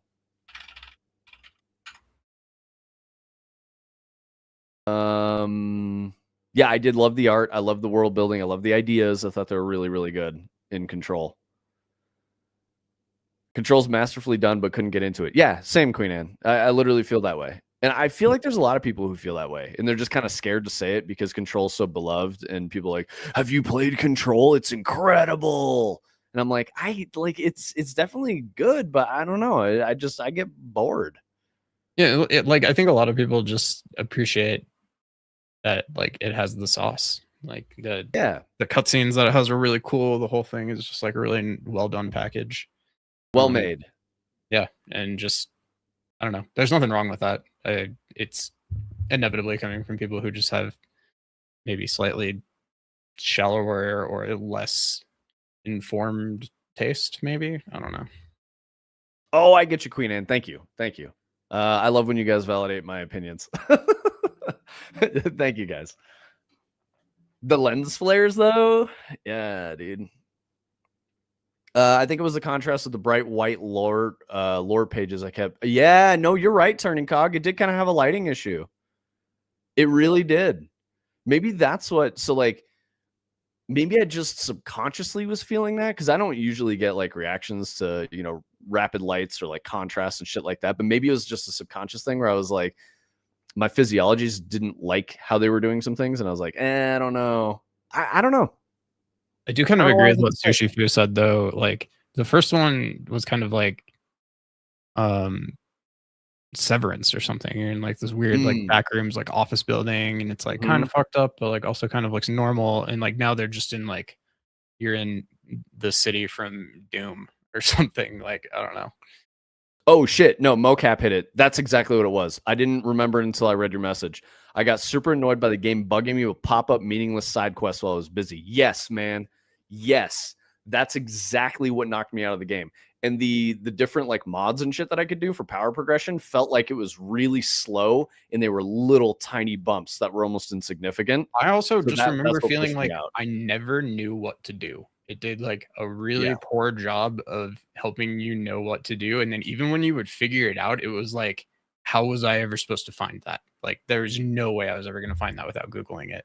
And I just ran into that like so many times, even like fairly early on in the game, and like I don't know, I play a lot of games. Usually I can figure stuff like that out, and it just like time and time again, it was like these things are just not obvious to me. I don't know why they did it like this, but Yeah, you're not wrong in that. And I think they tried to do a little too much of this is a big world that you can explore. Here's 15 meaningless tasks that give you rewards that don't amount to anything but like crafting materials for things that you can get a like 0.01% increase to a stat on. Like that's what annoyed me. Yep. I was like, I just want to play the fucking story. I want to do the main thing and find all these like objects of power and understand what the fuck is even happening in this like crazy SCP 35 world or whatever the fuck it is. So I liked all of that. I think the execution was just not there for me to really love this game. So yeah, those are my thoughts on the whole thing. I think what's getting me is the contrast of the environment against the other art aspects of the first game was absolutely masterclass. But now that you're outside in the city, everything is more noisy and kind of detracts from their style. Yeah. And we might have to wait and see what it's actually like. To play it and see if like it still hits well, because it might do good. This makes me think it's a lot more action focused, which might be good. Oh yeah, I mean, did you see dude like Devil May Cry punching guy like 100 feet in the air here? Like, I don't know. Push Button says, also, what's up, Push Button? Am I alone in thinking I thought Control looks good? Even got a free copy, just didn't even feel inspired to install it. No, dude, that's pretty much what everyone in chat is saying. We all recognize Control's a very good game. We all like a lot of the things about Control, but almost none of us were able to like really stick with it and feel that full feeling of like the magic of like, I get it and I love this game. All of us have like these little played it on Game Pass, so I don't think I can look at my hours, but yeah, all of us have this like sense that something was annoying or made us slip off of the game and never finish or like not get too deep into it. Sorry, Push Button. I don't know which comment you're referencing. I do be yapping a lot and I'm not fully with it today. You said a lot like having a job then. Sorry, I'm ruining your joke. About like not knowing what to do in Control, maybe, but yeah. Well, look how awesome the Epic Games launcher is, guys. Cool. So good. Perfect. All right, well, it looks like we're on Gang of Dragon. Yes, okay. New Yakuza game. Yakuza's not for me, but if you like Yakuza, this is probably going to be great. We have no video. We just have a couple screenshots. Yeah, these guys are making bangers. What I love is this actor's in it. I can't remember his name. Fuck. Hold on. Ma Dong-suk? Yeah, he's a Korean action star.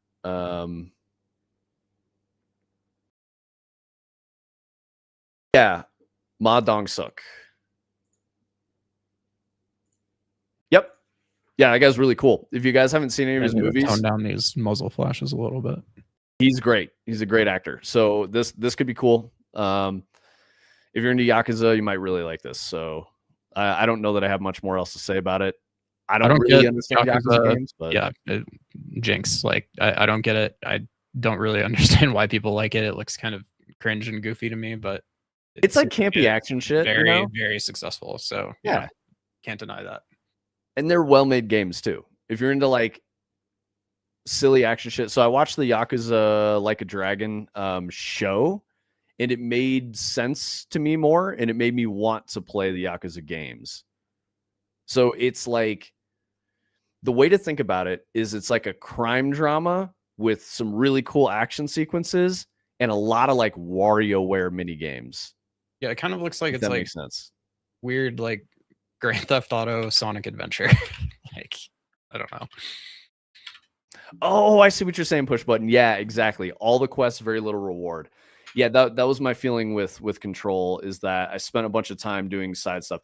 For me, that always feels like Ubisoft open world games, which I do not like. I know people love them. I know people love Assassin's Creed. I know they fucking love Far Cry.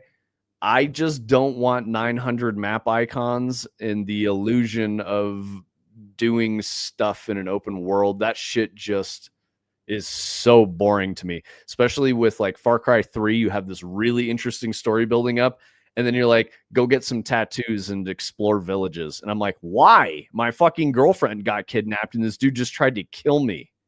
Why would I like want to go take part in the rebellion and all this shit? It doesn't make any fucking sense to me.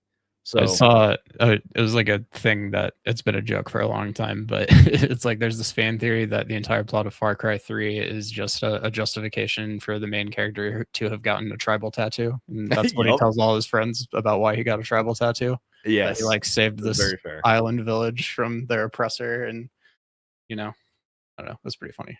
Far Cry 3 is the only good one. But yes, I agree with that. And even then, as soon as it got to the open world and all this like open world Ubisoft slop was foisted on me as a player, I literally just shut it off. I just think like Far Cry 3 created the trope that all games kind of build off of now, especially the Far Cry games and all the Ubisoft games, but it was paced out in such a way that like they really made you work for like the wingsuit and the paraglider and like all of these things that like made your traversal less painful than it had been for the entire game. And then in Far Cry 4, they give you like a helicopter in the first 15 minutes. Like, guys, you did not understand what made the last game good.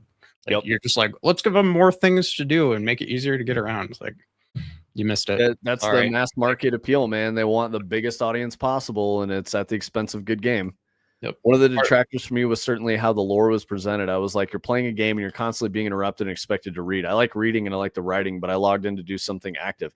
I'm assuming you're talking about Control there, Queen Anne, because I felt exactly the same way. I would like start to get into the action game and then it's like, you got to read a bunch of shit. And I'm like, why not just let me experience it while I'm playing? You know, like you can tell some of these stories through gameplay. It doesn't have to be in, prose or whatever, right? Or exposition. So Yakuza tells a really compelling crime drama and amazing twists and turns, and occasionally you'll walk into a room with adults in diapers acting like babies. Yeah, it's a very weird game, and I feel like if you get it, it's amazing and people love it. Yakuza games can be fun, a bit silly at times. Turning Cog says my buddy loves Yakuza. She keeps telling me it's amazing, but I don't know, man. Yeah, I don't think it's for me. Guys, I play Tarkov. Like when I'm doing like time to relax, do some gaming. I'm playing like Tarkov. I play like very traditional games. I'll play, I played Final Fantasy Tactics again with the remaster. I like that's the type of shit I play. I'm just regular gamer.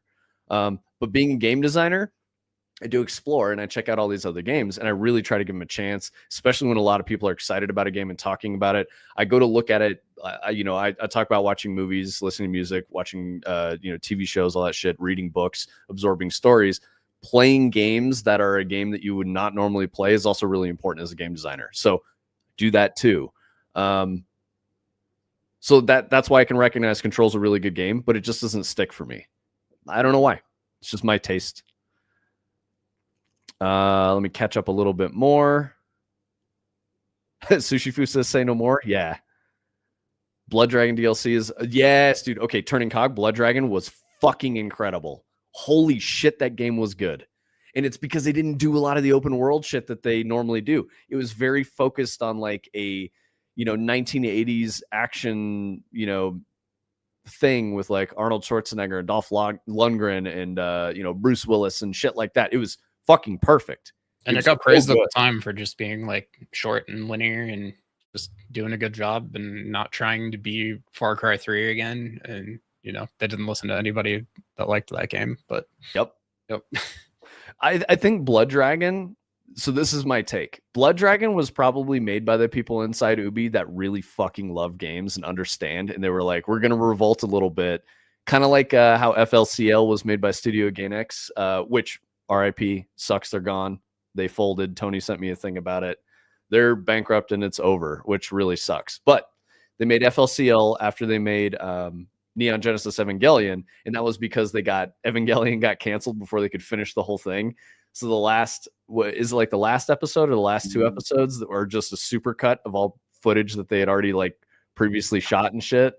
Or just like still images with sound over them. Yeah. Yep. And the reason they did that is because the studio head was like, well, we're contracted to produce more episodes, but I don't want my people, working on something that they loved that got canceled.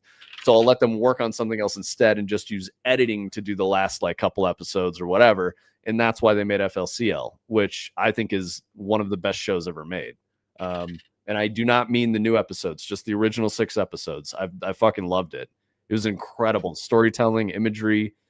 It's a beautiful thing. If you guys haven't seen it, FLCL is very good. I use Control as a reference for how I did not want to approach lore in my own work. Ah, very cool. No, I like that. Far Cry 3 was definitely the best one. Karaoke minigames alongside brawling like a strawberry jam and cheese. It's like strawberry jam and cheese. It shouldn't work, but it does. Yeah, no, I'm with you on that. Push button. I think it depends on the cheese, right? I feel like strawberry jam works with like mozzarella, you know? Like that could go. You need like a very soft cheese that's like really mild in taste. Hey, what's up, Omni? Yeah, sad they are over. Wait, which things are over, mocap? I've been yapping, so I like lost my focus. Probably talking about Ganex. Oh yeah, yes, yeah. I'm sad too, man. Tengen Toppa Gurren Lagann, Neon Genesis Evangelion, you know, Fooly Cooly. I think they do Kill la Kill too. Oh, you didn't do anything, bro. Turning Cog is just hashtag blaming Omni. So that's his way of saying I like you and good to see you, bro. He's a little antagonistic. I get it. Oh, we should probably talk about the first game now that a lot more people are here too, so that they know for tomorrow.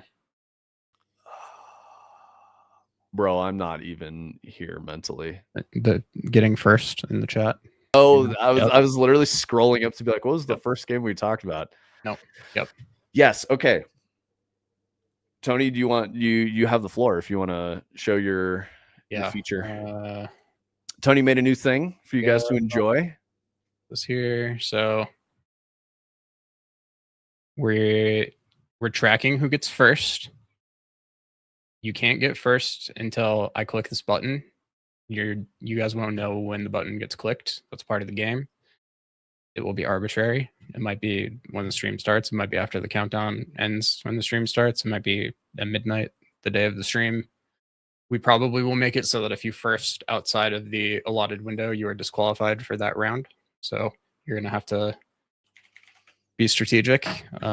We can also change what the password is to get first. We can make it case sensitive or not. We can make it an entire phrase that has to match, or your message just has to contain the word. You know, we're going to try some different stuff, but Turning Cog got it today for 6.92 seconds after we hit start, which was when the timer ended today. So just be aware if you guys are coming to the stream, this is on the table now. We're keeping track. Hell yeah. So, we could, maybe run another test right now. Yeah, let's do it. Fire it off. Do you want to use the same keyword? Oh, Brightside is fucking losing it, dude. He's crashing out. This is bullshit. Yo, LFQ got it in 6 seconds. Should have gotten it. LFQ got it, dude. It worked the first time. I don't know. Let's see. We got to test this. So let's see what happens. LFQ got it, bro. You don't see that in chat? No, I did see it. The system wasn't updating, but I think it just didn't reload. But LFQ did get it. Confirmed. 6.78 seconds. Yep. There we go. It'll keep track of your wins. Maybe we just go again. Winner after a month gets a Porsche. Man, I fucking wish. I wish we could just be giving out Porsches, bro. That would mean that we had like too many Porsches. There's a message. Okay, nice. I didn't see the message yet. Okay, cool. Queen Anne fucking fired that one off. Hell yeah, let's go. Yep. Oh, Brightside, I'm so sorry, dude. Oh, dude, Brightside is fucking losing it. It's painful. I love you, bro. I'm sorry. I believe in you. Come on, man. I'm giving you so many chances. Oh my god. You guys are monsters. Dude, the gamers, bro. The gamers, everybody is on the delay. I mean, LFQ First is in lull, a what the different fuck, continent first than again. you, bro. Like, He's got to be more delayed than you are. LFQ's on the other side of the planet, dude. Yeah. The tubes from my house to LFQ are way longer than from my house to your house. Dude, what's the fastest? Did LFQ get it the fastest? 6.12 seconds? 6.12 seconds. Yep. Holy shit. I mean, bright side, LFQ's a gamer, dude. I don't know. Like, he's just. I think this kind of shows you what the stream delay is right here. He just wins, man. Round trip lag of about 2 hours. Yo, he hits us with the kappa. He's gloating now. I mean, dude, hey, you put up some numbers, brother. All right, let's let's finish. I want to do some testing. So you know what? We're gonna change our trigger phrase. I want to see if that works. While you guys are playing the first game, I want to mention Street Fighter 2026. There's a movie. I can't tell if it's CG or live action, but there's a Street Fighter that premiered at the Game Awards. I don't know if I know. It's live action. It has fucking the guy from The Boys and Dread, Carl Urban. Oh, okay.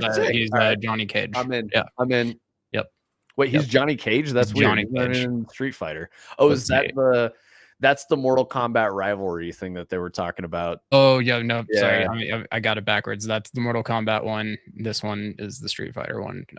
They're doing both. Yep. Jason Momoa is Blanca. Holy shit, Queen Anne with the 5.6 second reaction time.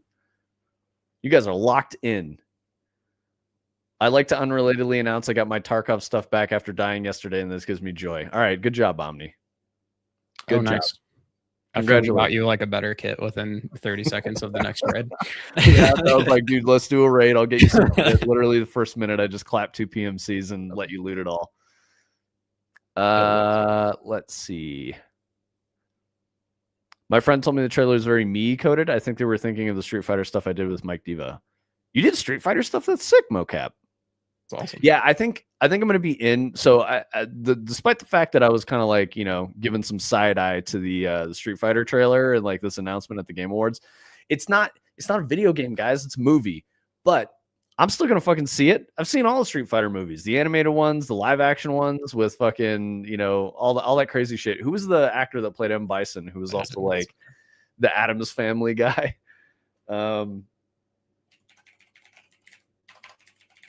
Didn't hit save. I don't think Worm's gonna work. Street Fighter live action movie. Gotta do the previous password. Oh, there it is. Boom.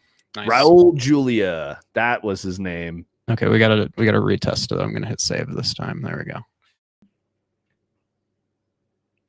20 seconds. Damn, dude, you gave him some fucking room. Okay. She's working well though.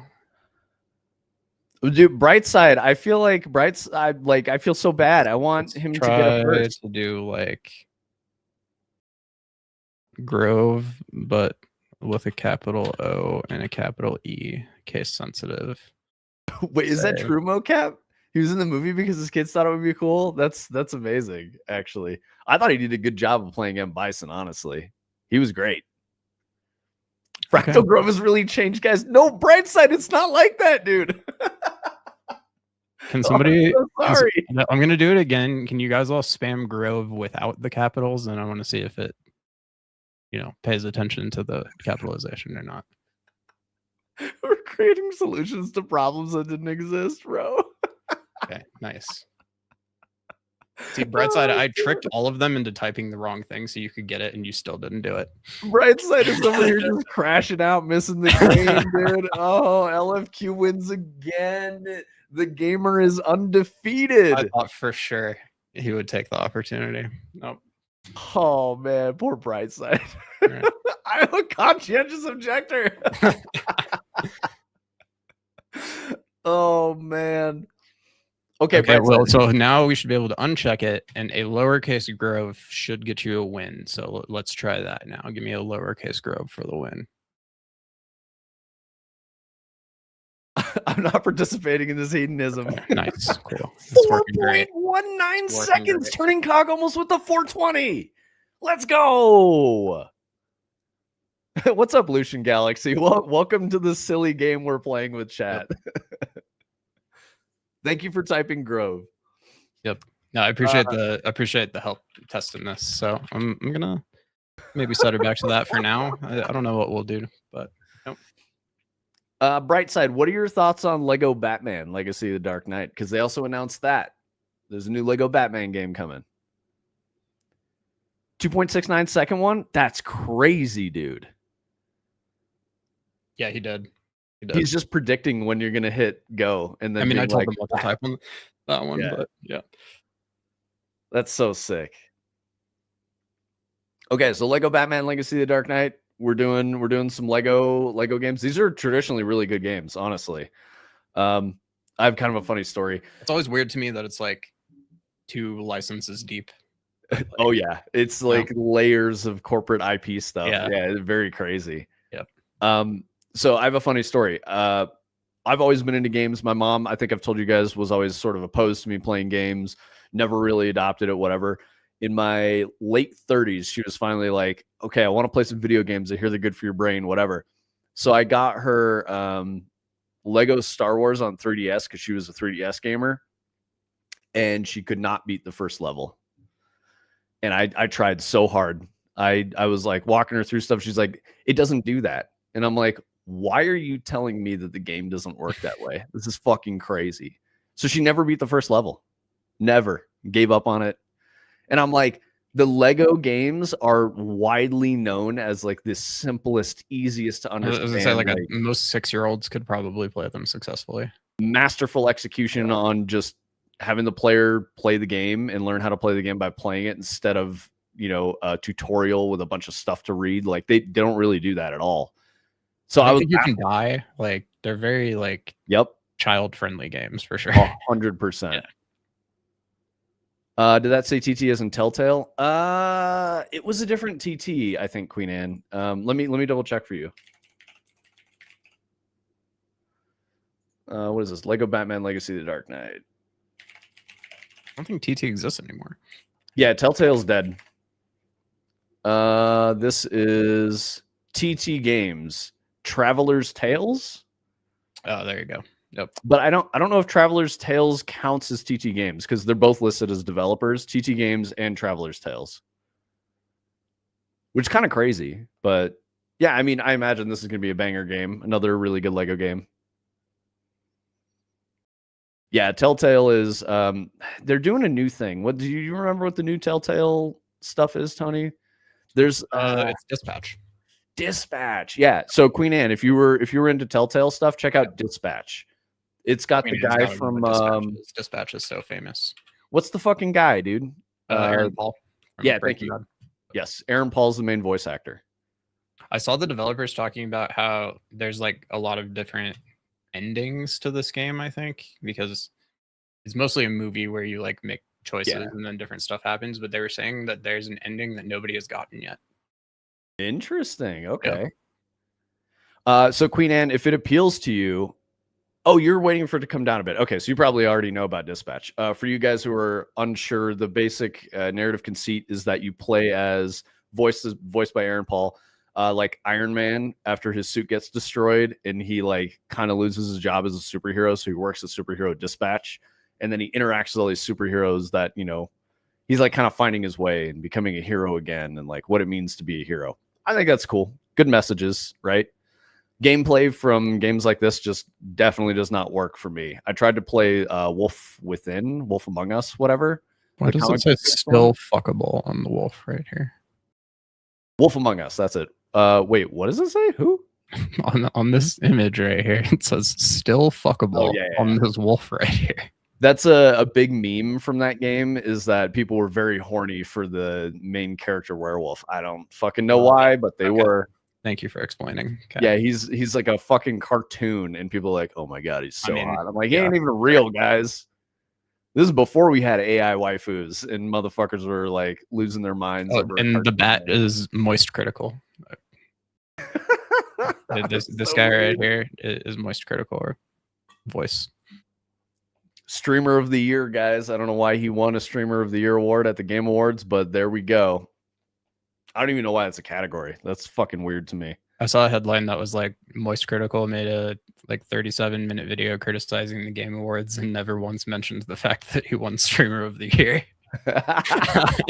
Yeah, dude. That's pretty good. Oh, Lucian Galaxy. I'm sorry, I missed your message because you're purple and there's lots of purple. I also like purple. Question: are all these the same dev under a different studio, or are we playing musical chairs with studio names?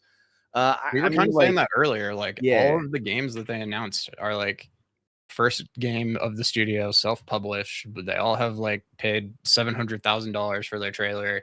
They look very far along in development. They look like they are, you know, AAA quality.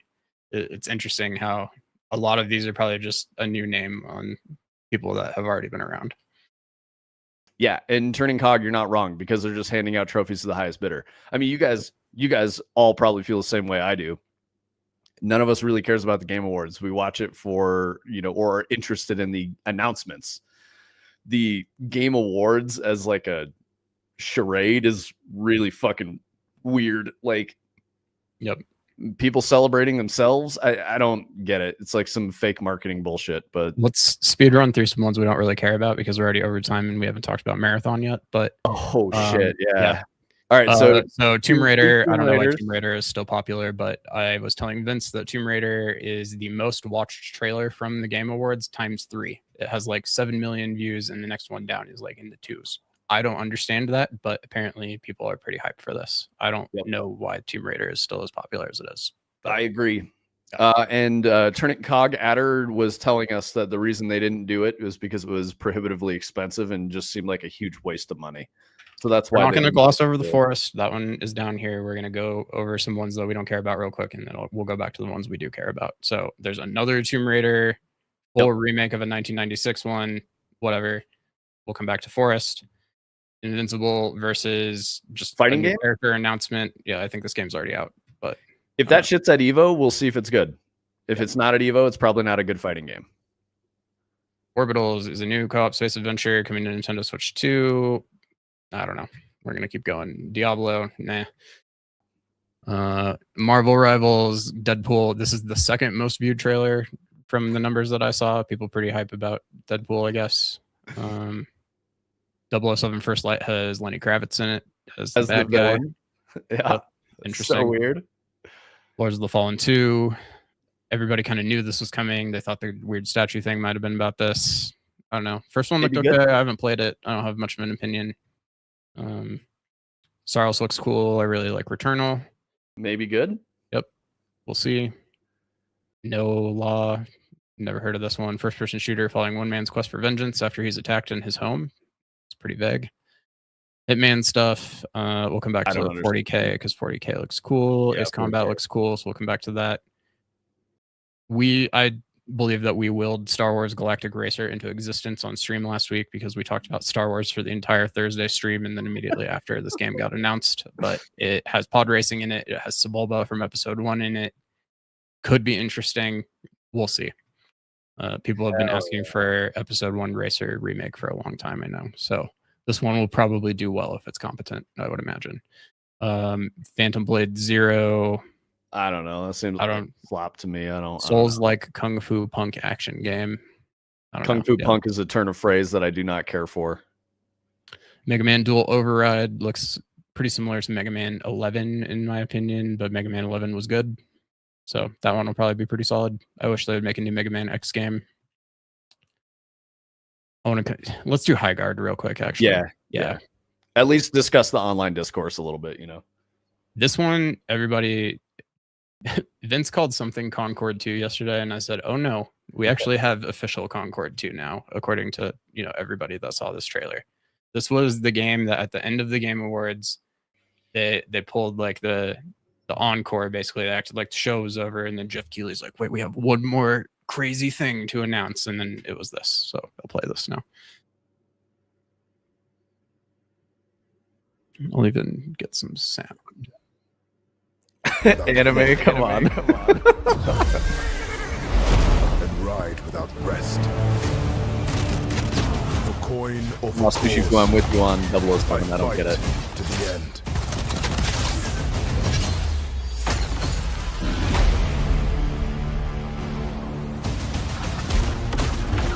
While we're watching this anime, if you want to talk about why you're excited for Tomb Raider, please do, because we don't get it, so it's worth hearing from you.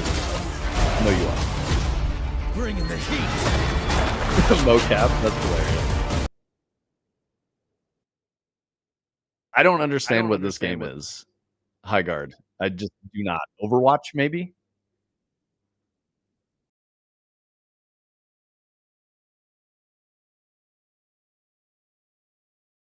Tomb Raider anime.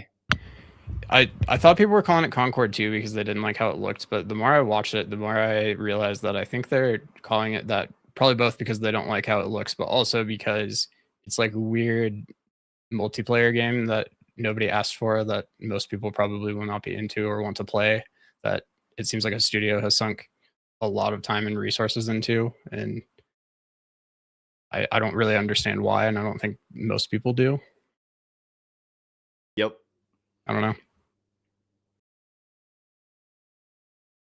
Oh, okay. So Anime's Tomb Raider fan, so he's excited for more Tomb Raider. That's what it sounds like. Okay.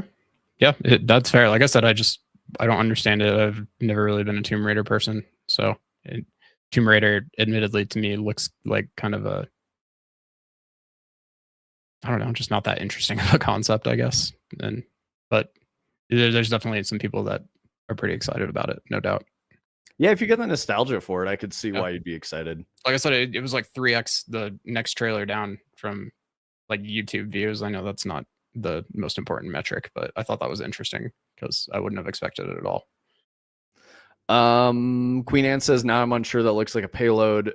Turning Cog says, holy shit, Thundercats tank. Yes, that's why I was thinking Overwatch, because I was trying to figure out what the fuck the gameplay was watching this trailer, and then I saw like there's a little bit of multiplayer, there's like pushing a payload, and I'm like, is this a hero shooter? It's described as a PvP raid shooter. Oh my god. Stop. Oh my god, where did it go? Here we go. PvP raid shooter where players will ride, fight, and raid as wardens, arcane gunslingers sent to fight for control of a mythical continent. Players will battle rival warden crews for possession of the shield breaker and then break into and destroy the enemy base to secure territory in this all-new breed of shooter. Yeah, I don't know if it's an extraction shooter or like a battle royale, actually, is what I mean, Sushi Fu. I don't know if it's that. Some weird, like, asymmetric, like... Yeah. Overwatch is probably not the worst comparison, because... Yeah, like open world Overwatch, maybe? Yeah. I don't know. Seems very strange. I yeah, what it is. But so maybe Concord 2, we'll see. I'm going to go back up now. We'll just go up to the ones that we see. Ace Combat 8 looks pretty cool. I haven't really played an Ace Combat game before myself, but I know that people really love them, and they seem like they're pretty good. Actually, Omni, you should check out Ace Combat. You might be into it. Like for really real, because I know you like flying aircraft and all that shit. And Ace Combat is on Ace Combat 9 or whatever the fuck for a reason. Like, people love Ace Combat, and that formula works really well. So Ace Combat 8, yeah, there we go. I was close. It was one off. Yeah. Oh, it could be like V Rising Queen Anne. Yeah, like a 3D, like not isometric view. Shockingly gripping stories and wonderful gameplay. Ace Combat was good when it was new. Highly recommend. Yep. If you're into, aircraft at all, like military aircraft and flying around and having that like fantasy being a fighter pilot, Ace Combat is probably the best in class game for that type of feel. And presumably it'll work with all your peripherals and stuff. You have the flight sticks. I imagine Omni is not here and ignoring me again after he dropped messages and then just dipped. So yeah. If you're still here, I'll try to remember to remind you to get into Ace Combat, Omni. Yep. So that's that. Let's go on to 40K. Yes. Okay. Total War. Very fucking cool RTS. I love the Total War Warhammer games. I'm very excited for 40K because it's the first Total War 40K game. So I'm very into that. Someone might be like, actually, there was one made 15 years ago. And I'll be like, it's not the same shit. It's not the same formula. So anyway, this looks like new, updated, very big scope It looks really fucking cool. I've played a lot of Warhammer 3, which is fantasy Warhammer. So I'm excited to do a 40K, RTS. And this is all cinematics. They show. So the downside here to this trailer is 90% of it is the cinematic feel that you get from like Space Marine, right? And then at the very end, they show gameplay. And I'm like, yes, dude, yes. Because I'm familiar with Total War games. V-Rising got me fucked up with the Diablo style movement. I liked it, honestly, Turning Cog. I thought that was the best part of it. It was a little too shallow, but I really liked it. Someone I've been playing with had to change the controls and it worked so much better for him. All right, nice. Yeah, I see you playing V-Rising a lot, Queen Anne.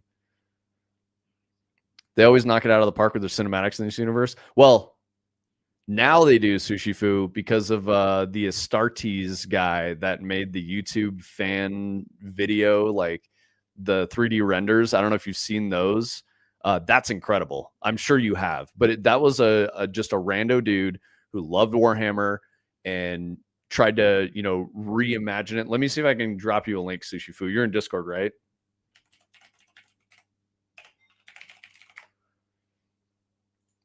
Yeah, I got you. This shit is so fucking hype, dude. Like, if you're a Warhammer person, it all focuses on Space Marines. It's really fucking good. Let me skip this ad and make sure I'm actually linking you the right thing. Yep, this is it. All right, I hope it's all of them. If not, I'm sorry, but look for some other stuff. Are you Sushi Fu in Discord? Yeah, you are. Okay, cool. I got you. All right, check that shit out. It's very, very cool. So the reason I'm saying this is because the look that we have in the games now comes from this guy who made fan art, and the Games Workshop hired him, and he became like the cinematics director, which is cool as fuck. Because this dude clearly gets it. The crazy thing to think about is that this dude made all this shit for fun. Just put it up on YouTube, made it for fun. 40K Total War, gonna rock, bro. I share your hype. Yes. Goddamn right, anime. Goddamn right. So this is where we start to see gameplay now. It's gonna show all this stuff, which is very cool. So there's some space here. They want you to wish list, and then they're gonna show. Oh, maybe I was talking over it. Yeah, I was. Okay, so that's the end of it. Yeah, no worries, anime. Take it easy. All right, so that's Total War Warhammer 40K. We're very excited about that, especially as RTS fans. But yeah, you only see a little bit of gameplay at the very, very end. But that should be really cool. What was the next one we wanted to get into, Tony? You wanted to talk about Star Wars? No, Forest is probably the last one, and then we'll do Marathon. Yeah, good call. So I haven't actually watched this trailer, but I've seen some stuff about this, and I think it looks very cool. I'm gonna pull this up on YouTube real quick because that looks like ass. Yeah, for you guys who don't understand Hitman or James Bond, I'm 100% with you on that. I don't get it. The messaging from the marketing is like, aren't you excited? We know you're excited. We know how much you love this. And I'm like, who loves this? Who's playing this? I don't know who's playing it.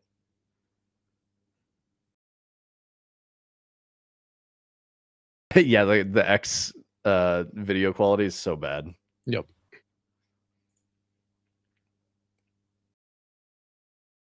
Okay, can you make the thing go away?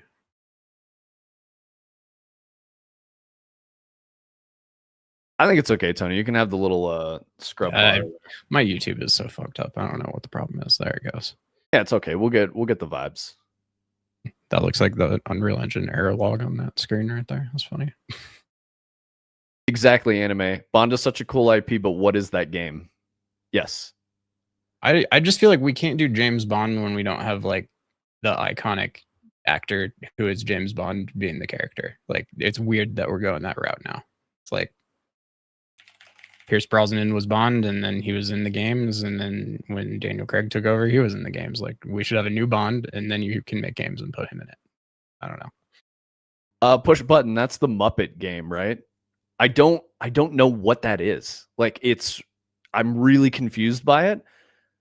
That means I want to learn more. The visuals are incredible. Very, very, very cool looking game. This forest shit is wild. I can't believe this is Sons of the Forest 3 or whatever. Yep. This is a very different game. Huh.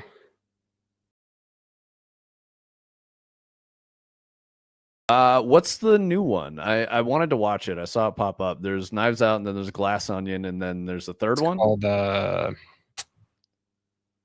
can't remember, but yeah, it just came out. The one thing I know about it is that, you know how when Kojima watches something, he either tweets 17 paragraphs about it or one sentence. Yeah, it got one sentence. So, yeah. And it's not even one sentence. It's like, I watched Knives Out, period. Like, that's when you know he hated it. Yep. So, yep. Okay. Last thing we got to talk about is good old Marathon. The old Marathon. You use the Kojima scale too? Nice. Yeah, me too, mocap. I think I have too many words though, so I always say some words. I watched this is like 3 sentences. So I'll just put this up in the background while you're talking. But. Yeah, no worries. Yeah, Marathon. So there's a new Vidoc for Marathon. I'm seeing the conversation turn on social media with a lot of really positive, supportive stuff about it. I know they just recently did another like alpha test or whatever. They've confirmed they're launching in March. They've confirmed it's $40. I didn't play the latest alpha, but from what I've heard, there are a lot of changes in the current build from the last build I played, which was the closed tech test that was all NDA'd and everything. I don't know who this Julia Narden person is, but I do not know who they are, and I don't know why they're writing Marathon. I don't know. It doesn't give me good feelings. I want Marathon to be good. I still do. I think Marathon is going to suffer from the existence of Arc Raiders. Also, fuck that Brenton Woodrow guy. Just saying it, throwing it out there. Fuck that guy. Lars is great. Lars is very cool. Love Lars. Talk about the game. Yeah, I'm thinking about it. I don't know what to say. It wasn't there for me. It was not there, and I'm hoping it's better. Unfortunately, a lot of the conversation around it always is like, it's looking better than it did last time, and while that may be true, I don't know. Yeah, anime, it's the shills. The shills are out there. Yeah. I'm seeing a lot of like a Twitter profile that you would expect saying, I'm gonna no life this game, no one will hear from me, like blah blah blah, so excited for March. And I'm like, what? Who are you? And of course that gets amplified and pushed up into my feed and like for you and all that stuff. The tweet that sticks in my mind is the one about the invisible character, and how it's just like, until they get rid of that, I feel like the conversation's pretty hard to have. Yeah, I know that Arc Raiders is very popular. People love Arc Raiders. I play Tarkov for a reason, and the reason is that I think the game has more depth than Arc Raiders, and I really enjoy that. I think a lot of the things that make Tarkov great were, sharp corners that got rounded off for a game like Arc Raiders, and the same thing is true in Marathon. However, I think Arc Raiders does a better job based on what I've played. So I don't know. I hope it does well. There are a lot of things I like about Marathon. It was not in a good place. Yo, what's up? Kevin Yanez is a cool guy. I like him. I didn't like him at first, but he's a cool guy. Yeah. So the tweet Tony's talking about is, in an extraction shooter where everything is on the line, the fact that a player can go invisible is absolute bullshit, and this needs to get out of the game because it doesn't feel fair. Yeah. I don't know that they're necessarily wrong. I think the through line for me there is Arc Raiders being a third-person shooter makes me not want to play it as an extraction shooter. It's almost kind of for the same reason. It's like, because there's like an unfair something going on that just like makes the fight not feel right. And I don't know. I watched you probably play 10 marathon raids or something like that, and I watched you get killed by an invisible person in at least 6 of those raids. Yep. The other thing is, I was going to say something about arc raiders and this game. Oh, the downed mechanic. You might think that's a good idea in an extraction shooter, but it's fucking not. When you are playing solo and you get downed and you just watch someone like taunt you and fuck with you after you made a mistake and you're already feeling bad, it's horrible. I much prefer the Tarkov experience of, well, you're dead. You know, delete it from your brain, reset, go back in, have a good time. In both Marathon and Arc Raiders, when you get downed, you spend a very long amount of time crawling around having bad feelings as a player. And that's not good. It's really not good. In a game with like so much tension and high stakes, you don't want to remind the player that they're fucked. That balance choice is built around multiplayer and forcing, not forcing, but like highly encouraging or, punishing players that don't play in squads, highly encouraging them to play with a squad. I think that there is a much larger than expected amount of people who play these extraction shooters solo. I really do. I know that you watch streamers and they all play in squads and they're all, high tier gamers. The average player is not necessarily playing with a squad all the time. They're just really not. There's like one buddy or two buddies that they'll play with, and that may not be literally every session. And where I see a problem is that in Tarkov, when you're solo, you can still have these really amazing moments. You feel very proud of making good decisions, and you are highly rewarded for that. In these games, you don't really get that. You can't have that happen unless you're playing in a squad. And it feels really fucking bad to try to play solo, and it's just to realize it's just not possible.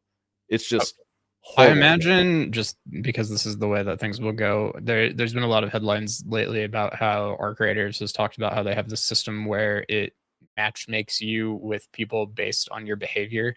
So if you play like an asshole and you kill people and betray them and stuff like that, it puts you in lobbies full of people like that. And if you don't, it puts you in lobbies full of people who don't do that. And I've even seen people being like, well, I wanted to test this. So I made a new account and I played like 10 games and I never shot anybody. And all of my games were like super peaceful. And then they're like, so then one game, I just shot a guy once. I didn't even kill him. Like next lobby was like murder mayhem. Everybody was killing everybody. He's like instantly flipped. It put me in completely different lobbies once I did it one time. So I don't know. I don't remember who it was in chat, but there was Nate Hobbicker. Someone was talking about they know him. So, yep, there he is. Oh, what up, Sussman? Sussman's a cool dude. I like him. They have talked about how the bodies don't turn into boxes now because people didn't like that. Oh, it's you, Sushifu. Yeah, Mr. Lambo. I don't know if he still has a Lambo.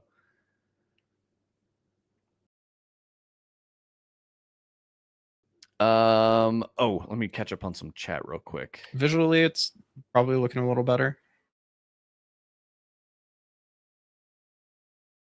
Invisibility in a game like this is so stupid. There's something in the gunplay that just feels like it's lacking in response somehow. Okay, I will say this, Sushifu, the gunplay feels really good. It really does. In the last build I played, fuck it, I don't care. The guns felt wildly imbalanced. Some guns were incredibly powerful, and some guns were very, very bad. And there was no way for you to know unless you learn through experience, and you just get completely dunked, and you're like, I don't understand why that happened. So that had a long way to go. And I didn't feel like the changes they made were adequate to really save the experience. Another thing that I want to talk about, like looting in these games, because loot is a primary driver for a lot of people. The loot in Tarkov works because there are thousands of items that are just, you have no idea what they're used for, but you kind of need them all at certain points because there are hundreds of quests that you have to do. And so you'll need something for something at some point. I never got a sense that any of the loot in Marathon or Arc Raiders really fucking mattered.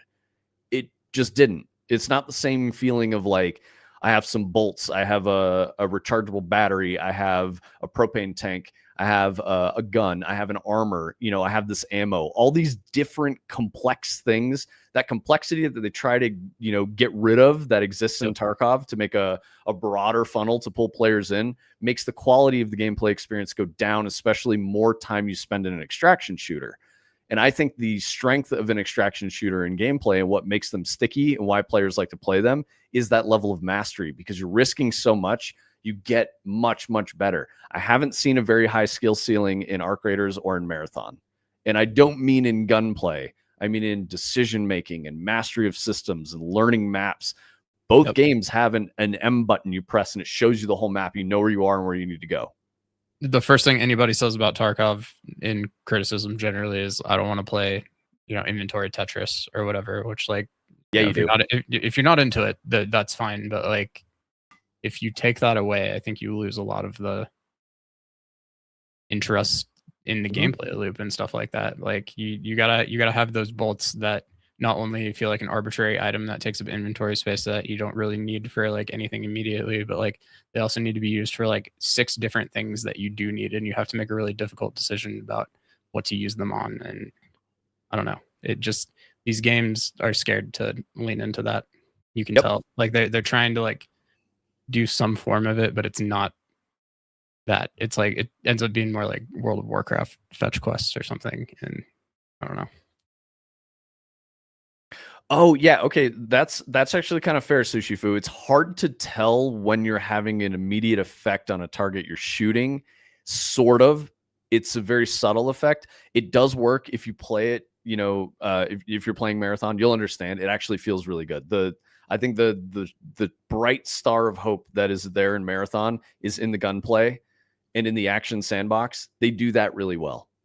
They really do. And it's great. It's a very satisfying game to play. It's the extraction shooter systems and all the support systems and all that intricacy that's missing. Same thing with Arc Raiders. I never got a sense that, loot is just not as valuable. And to Tony's point, I interrupted and said, yeah, you do want to play Tetris. You really do. That inventory grid system matters a lot. It makes you have to make more decisions about what the fuck you're even doing in the first place. Oh, that was crazy. That was Ray. That was my old boss. She's in this. She's back there now, I guess. All right. Interesting. That's Ray with the pink hair. Okay. I think I got it. The effect seems to be a bit floaty. I was watching a fire on that robot and it was just not really into it.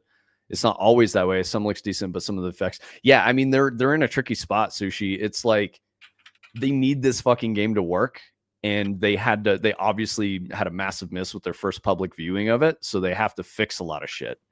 So it's kind of scattered and they don't have a lot of time. They are locked in at March. It has to come out in March. So we'll see what we actually get at the end of the day.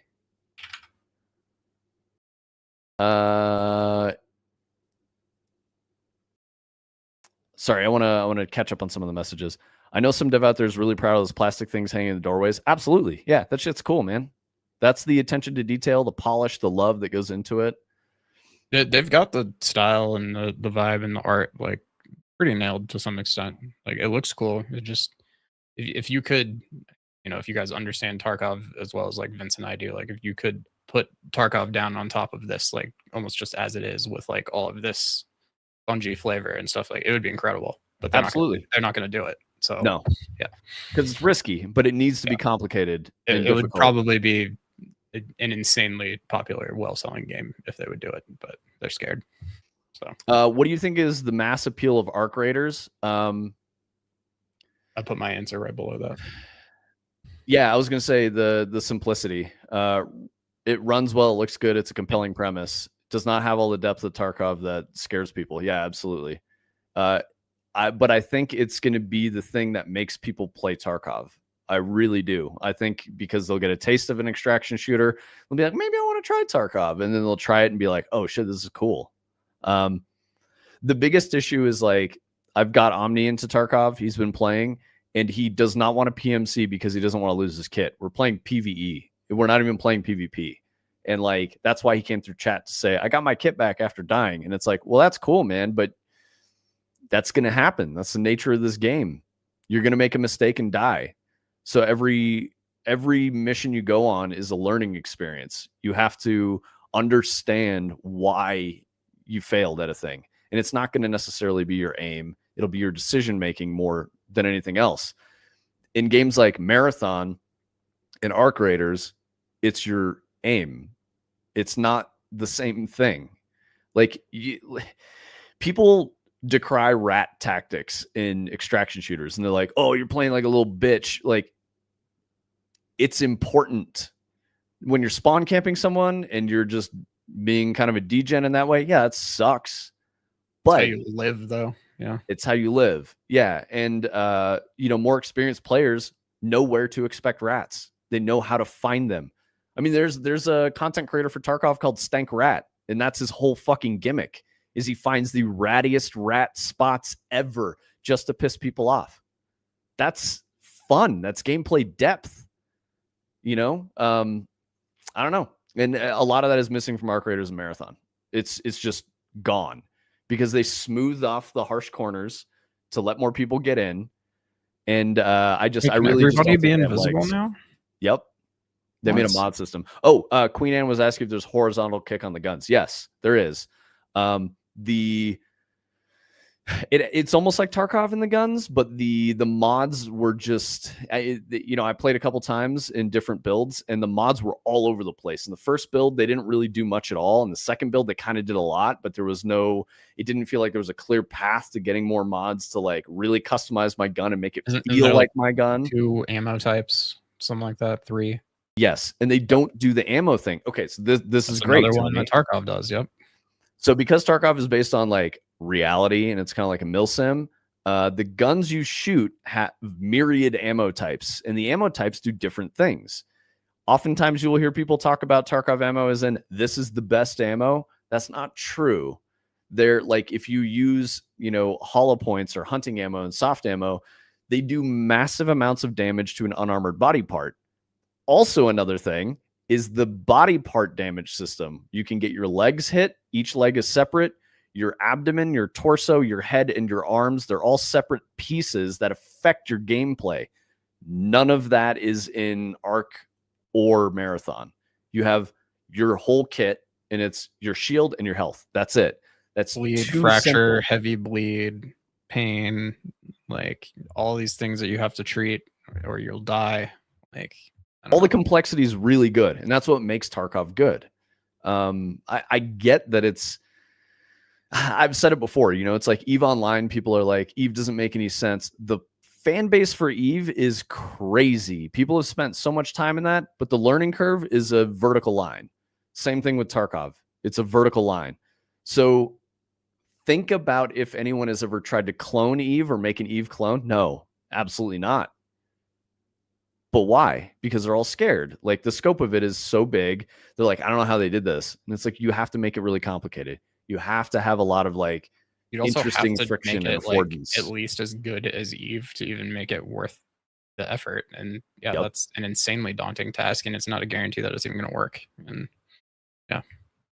I'm with you on that, Brightside. I really love the look of this game. I don't understand why people hate on the aesthetics of this game. I think it's good. It's always been good. Even when they were stealing art from someone else, great. It has a very distinct look, and I really appreciate it. I love the colors and stuff.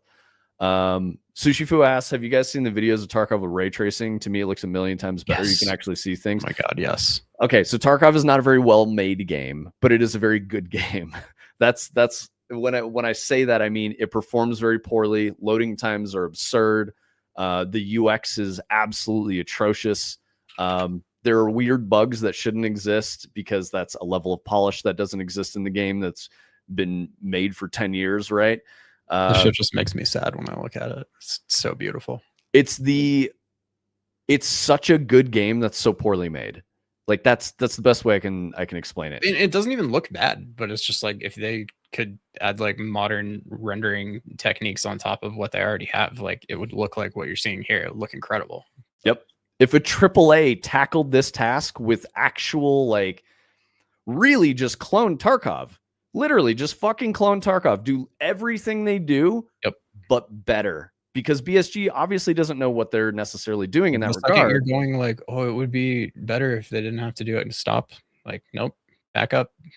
Like, don't even make that statement. Yeah, don't rework the game systems. The game systems are there for a reason. The only things you can change is like the loading times and like the network code and yeah, stuff like that. Brightside, I don't think there are even 6 extraction shooters, to be honest. I think there's only like 4. There's Tarkov, Dukov, Arc, Gray Zone. Gray Zone sucked, honestly. What's the Infinite? Yeah, it's I know what you're saying. It's right there. It's like Arena something. Arena Breakout. Arena Breakout. So there's 5. Another one. Yeah, and I mean, there's like some others that I don't think. There was the sci-fi one that did very poorly, and it was because they did the same thing. They fucking simplified everything, and people didn't like it. The cycle that got canceled. Yeah, the cycle was the other one. Yep. Vince, what do you think of Arena Breakout Infinite? I actually don't know a lot about it. We haven't played it yet. Yeah. It's PvP only. So. Oh my god, that ray trace GPU looks insane.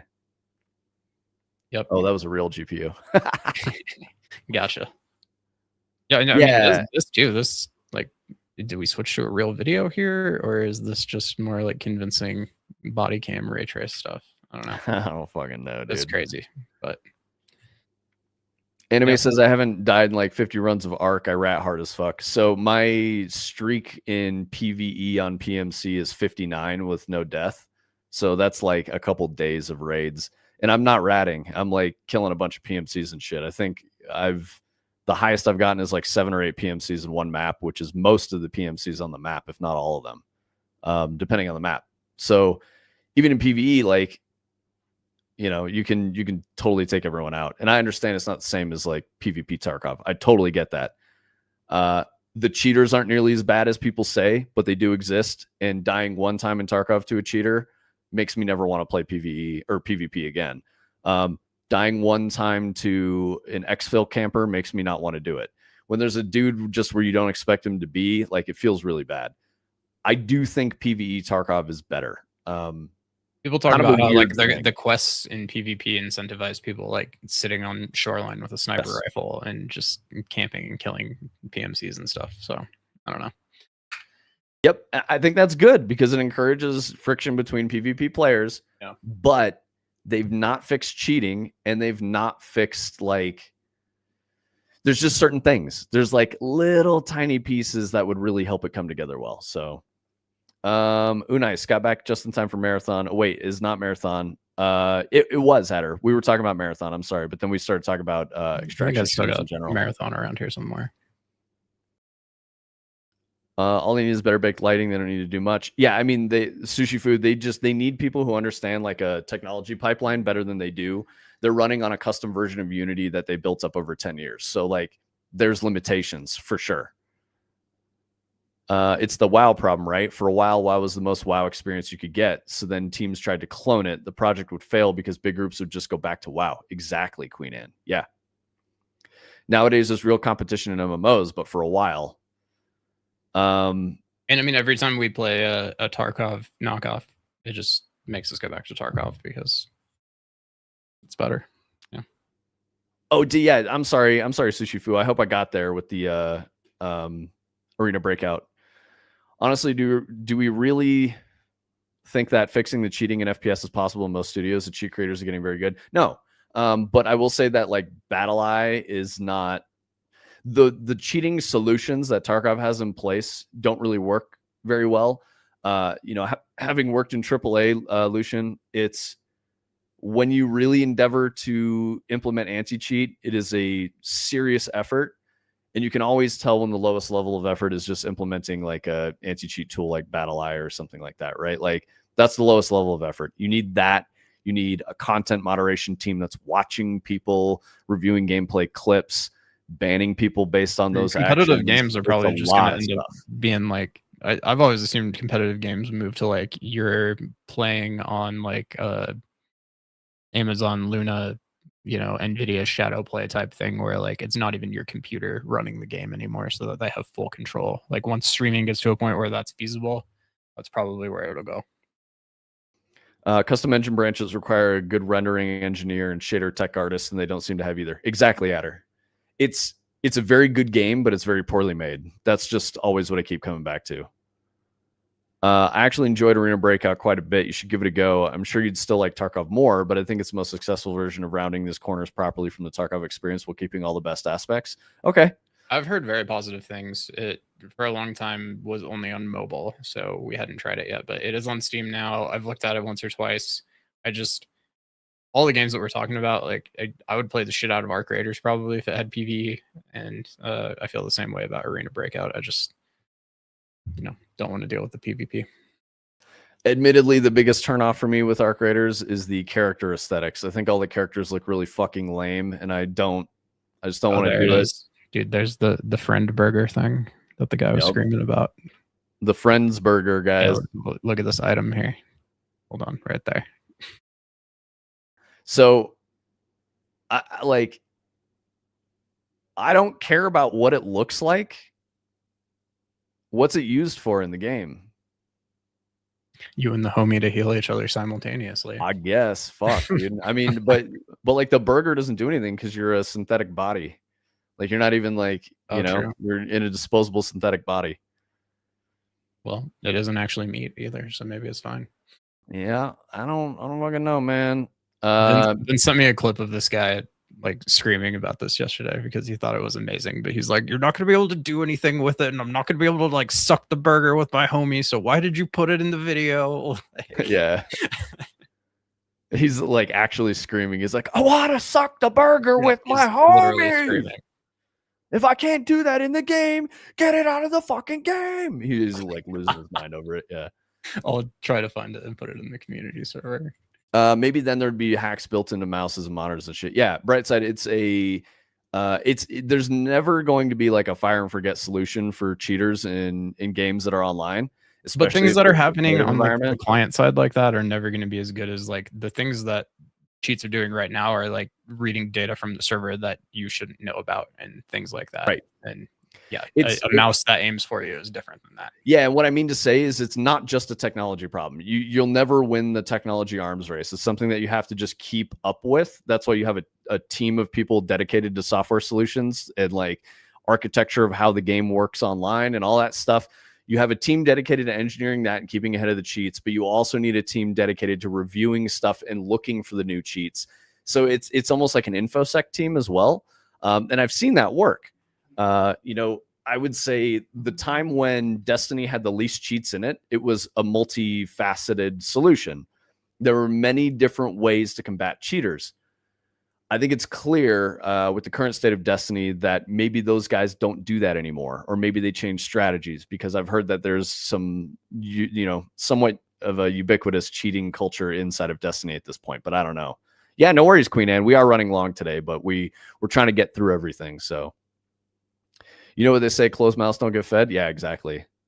That whole flow makes sense when you're a huge corporation. Exactly, Lucian Galaxy.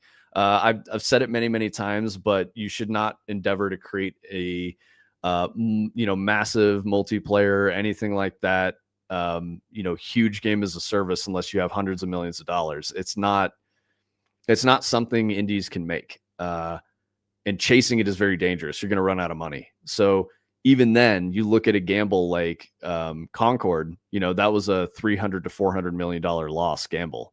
Shut the whole studio down, it's over for that. Like, I don't know, man. I think we don't need as many games like this. It would be healthier if people stopped chasing this as a money printer. And I mean people in the industry, and that we had more people making normal games that are single player or like couch co-op and shit like that. I was just thinking about how, we were talking about Rock Band. It's weird as fuck that people just don't play games with each other anymore in the same space. Everyone plays games online. Nobody plays games together in the same room. And that, I think, is something that we need to come back. I don't know how we do it, but I think there's a way. I hack in D2 every day so I can RMT. Got wall hacks, radar, auto aim, anti-aim, no clip, God mode, T-bag ultra fast. Hell yeah, Landair. How you doing, bro? Great having you here. We just saw like 10 games that are definitely going to tank. Yeah, absolutely, Brightside. probably costing tens to hundreds of millions each. That's insane. Yeah. So the budgets, my understanding is this in the industry, and this is, this is a couple years old information. You have small budget games that are 10 million and under, and then you have big budget games that are tens of millions to hundreds of millions.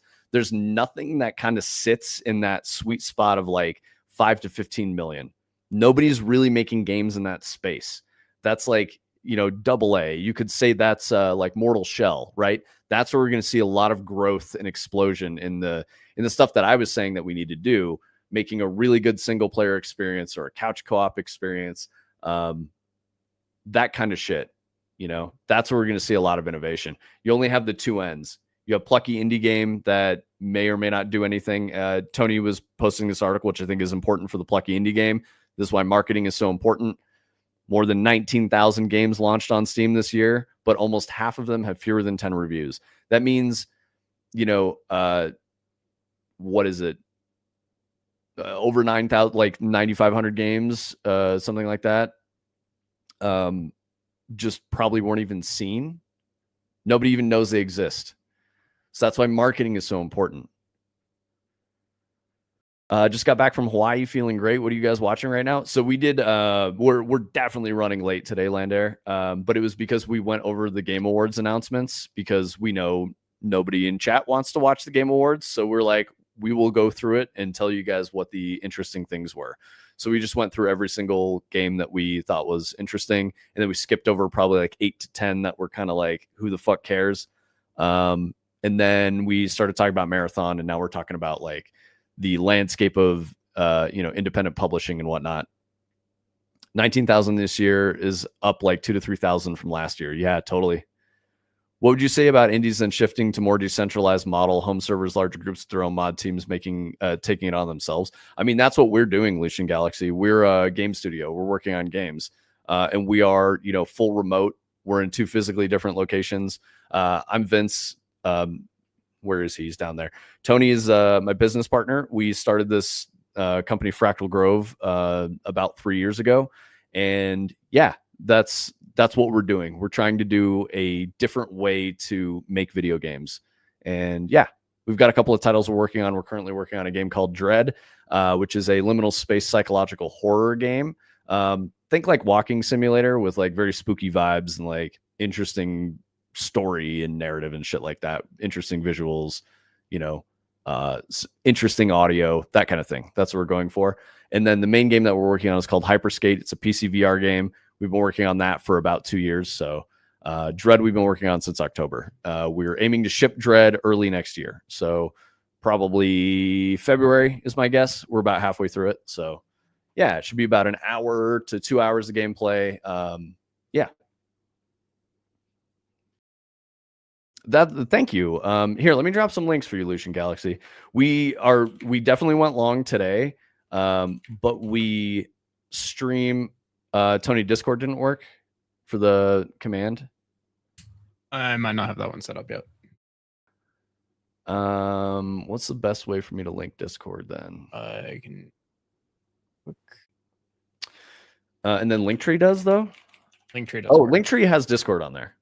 Oh yeah, there you go. Yeah. Okay. So go to our Linktree, Lucian Galaxy.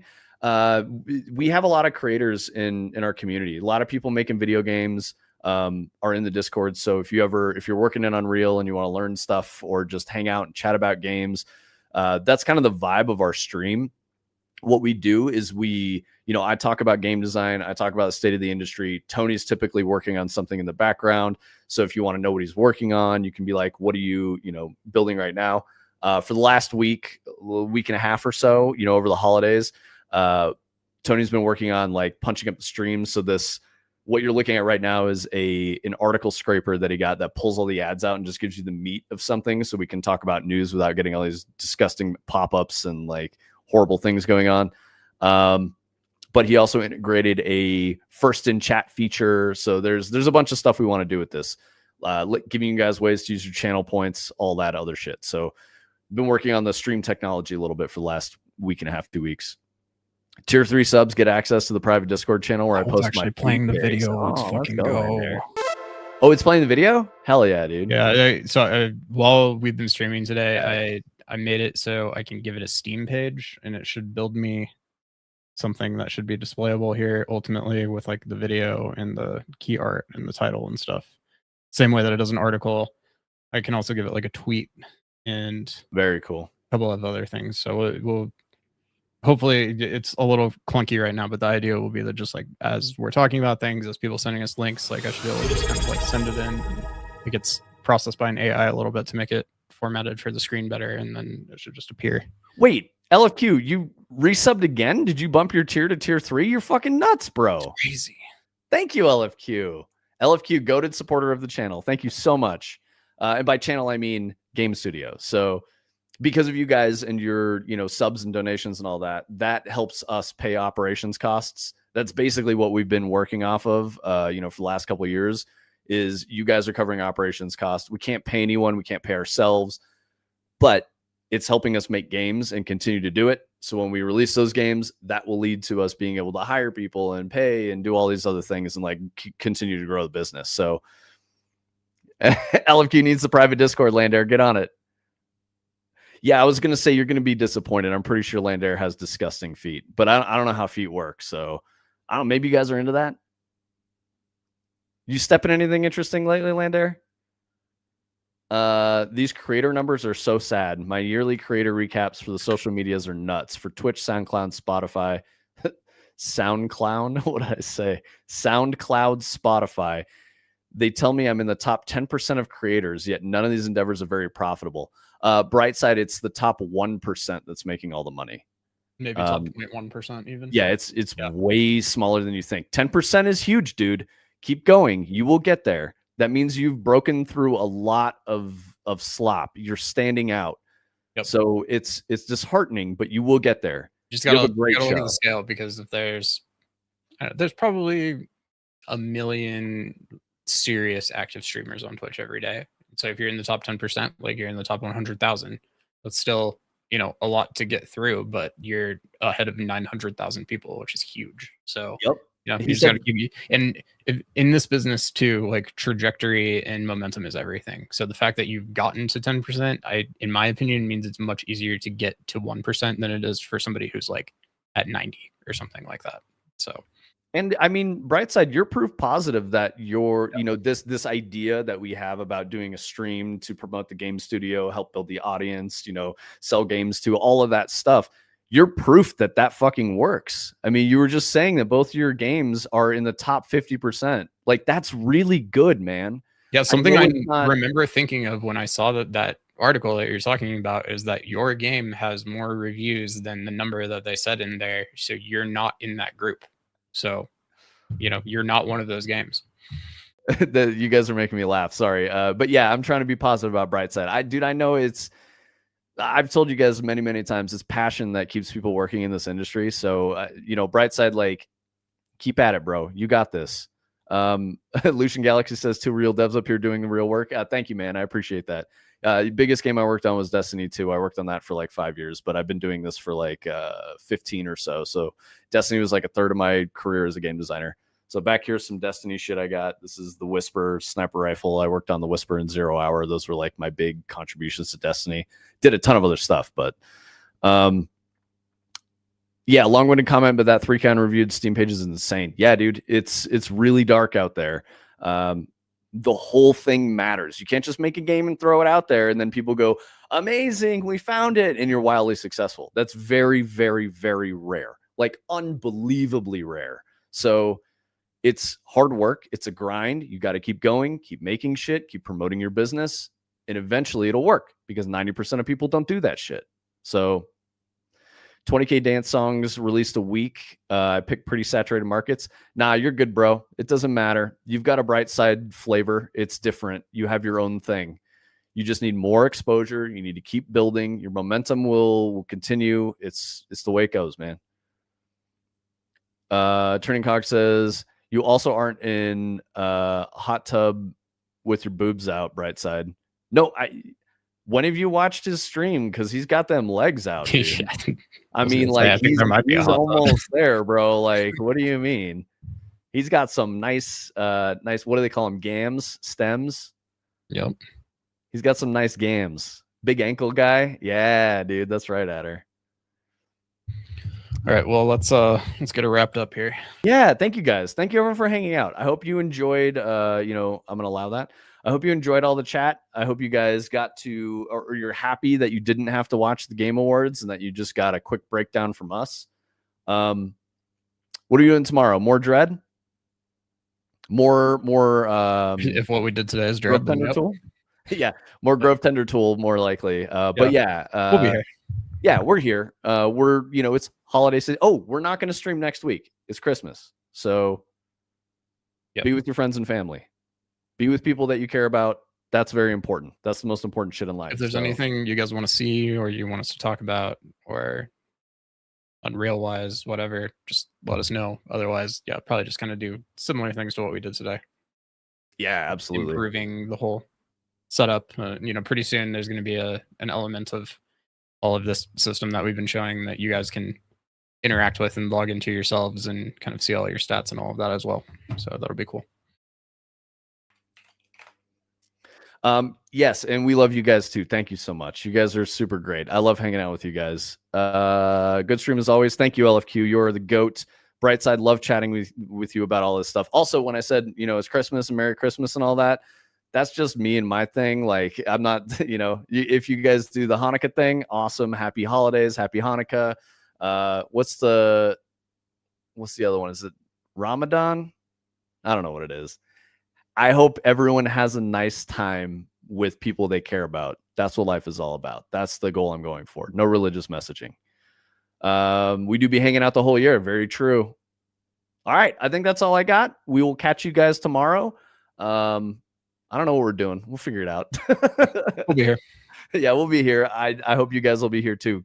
Don't forget, get your first sin for tomorrow. So we'll run the game again. We are eventually going to make it though, where if you first outside of the correct time, you're DQ'd for that round. So you're gonna have to make smart decisions. The rules are arbitrary and they mean nothing. So yep. I asked Vince, I was like, so how do we want this first game to work? And he said, as long as the rules are extremely arbitrary and complicated, I don't really care. And I said, okay, I got it.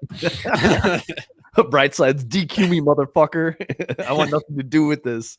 Oh, Brightside. Okay, wait. I have an idea. You guys got to come back tomorrow and you'll see how it works. Okay? I have an idea. I'm going to talk to Tony as soon as we end the stream. Anyway, we love you guys. We'll see you tomorrow. Thank you so much for all the support. I hope you guys appreciated the game news and the game awards and all that. Yeah, we'll see you tomorrow. We're live from 2 to 4 Mountain Time, so we'll see you then. Thanks for coming through, Lucian. Thank you for the resubs, LFQ. They're going to rig the game. I mean, come on, dude. We're going to be fair, bro. All right. We've introduced this, so it is fair. Yeah, exactly. All right, love you guys. We'll catch you later.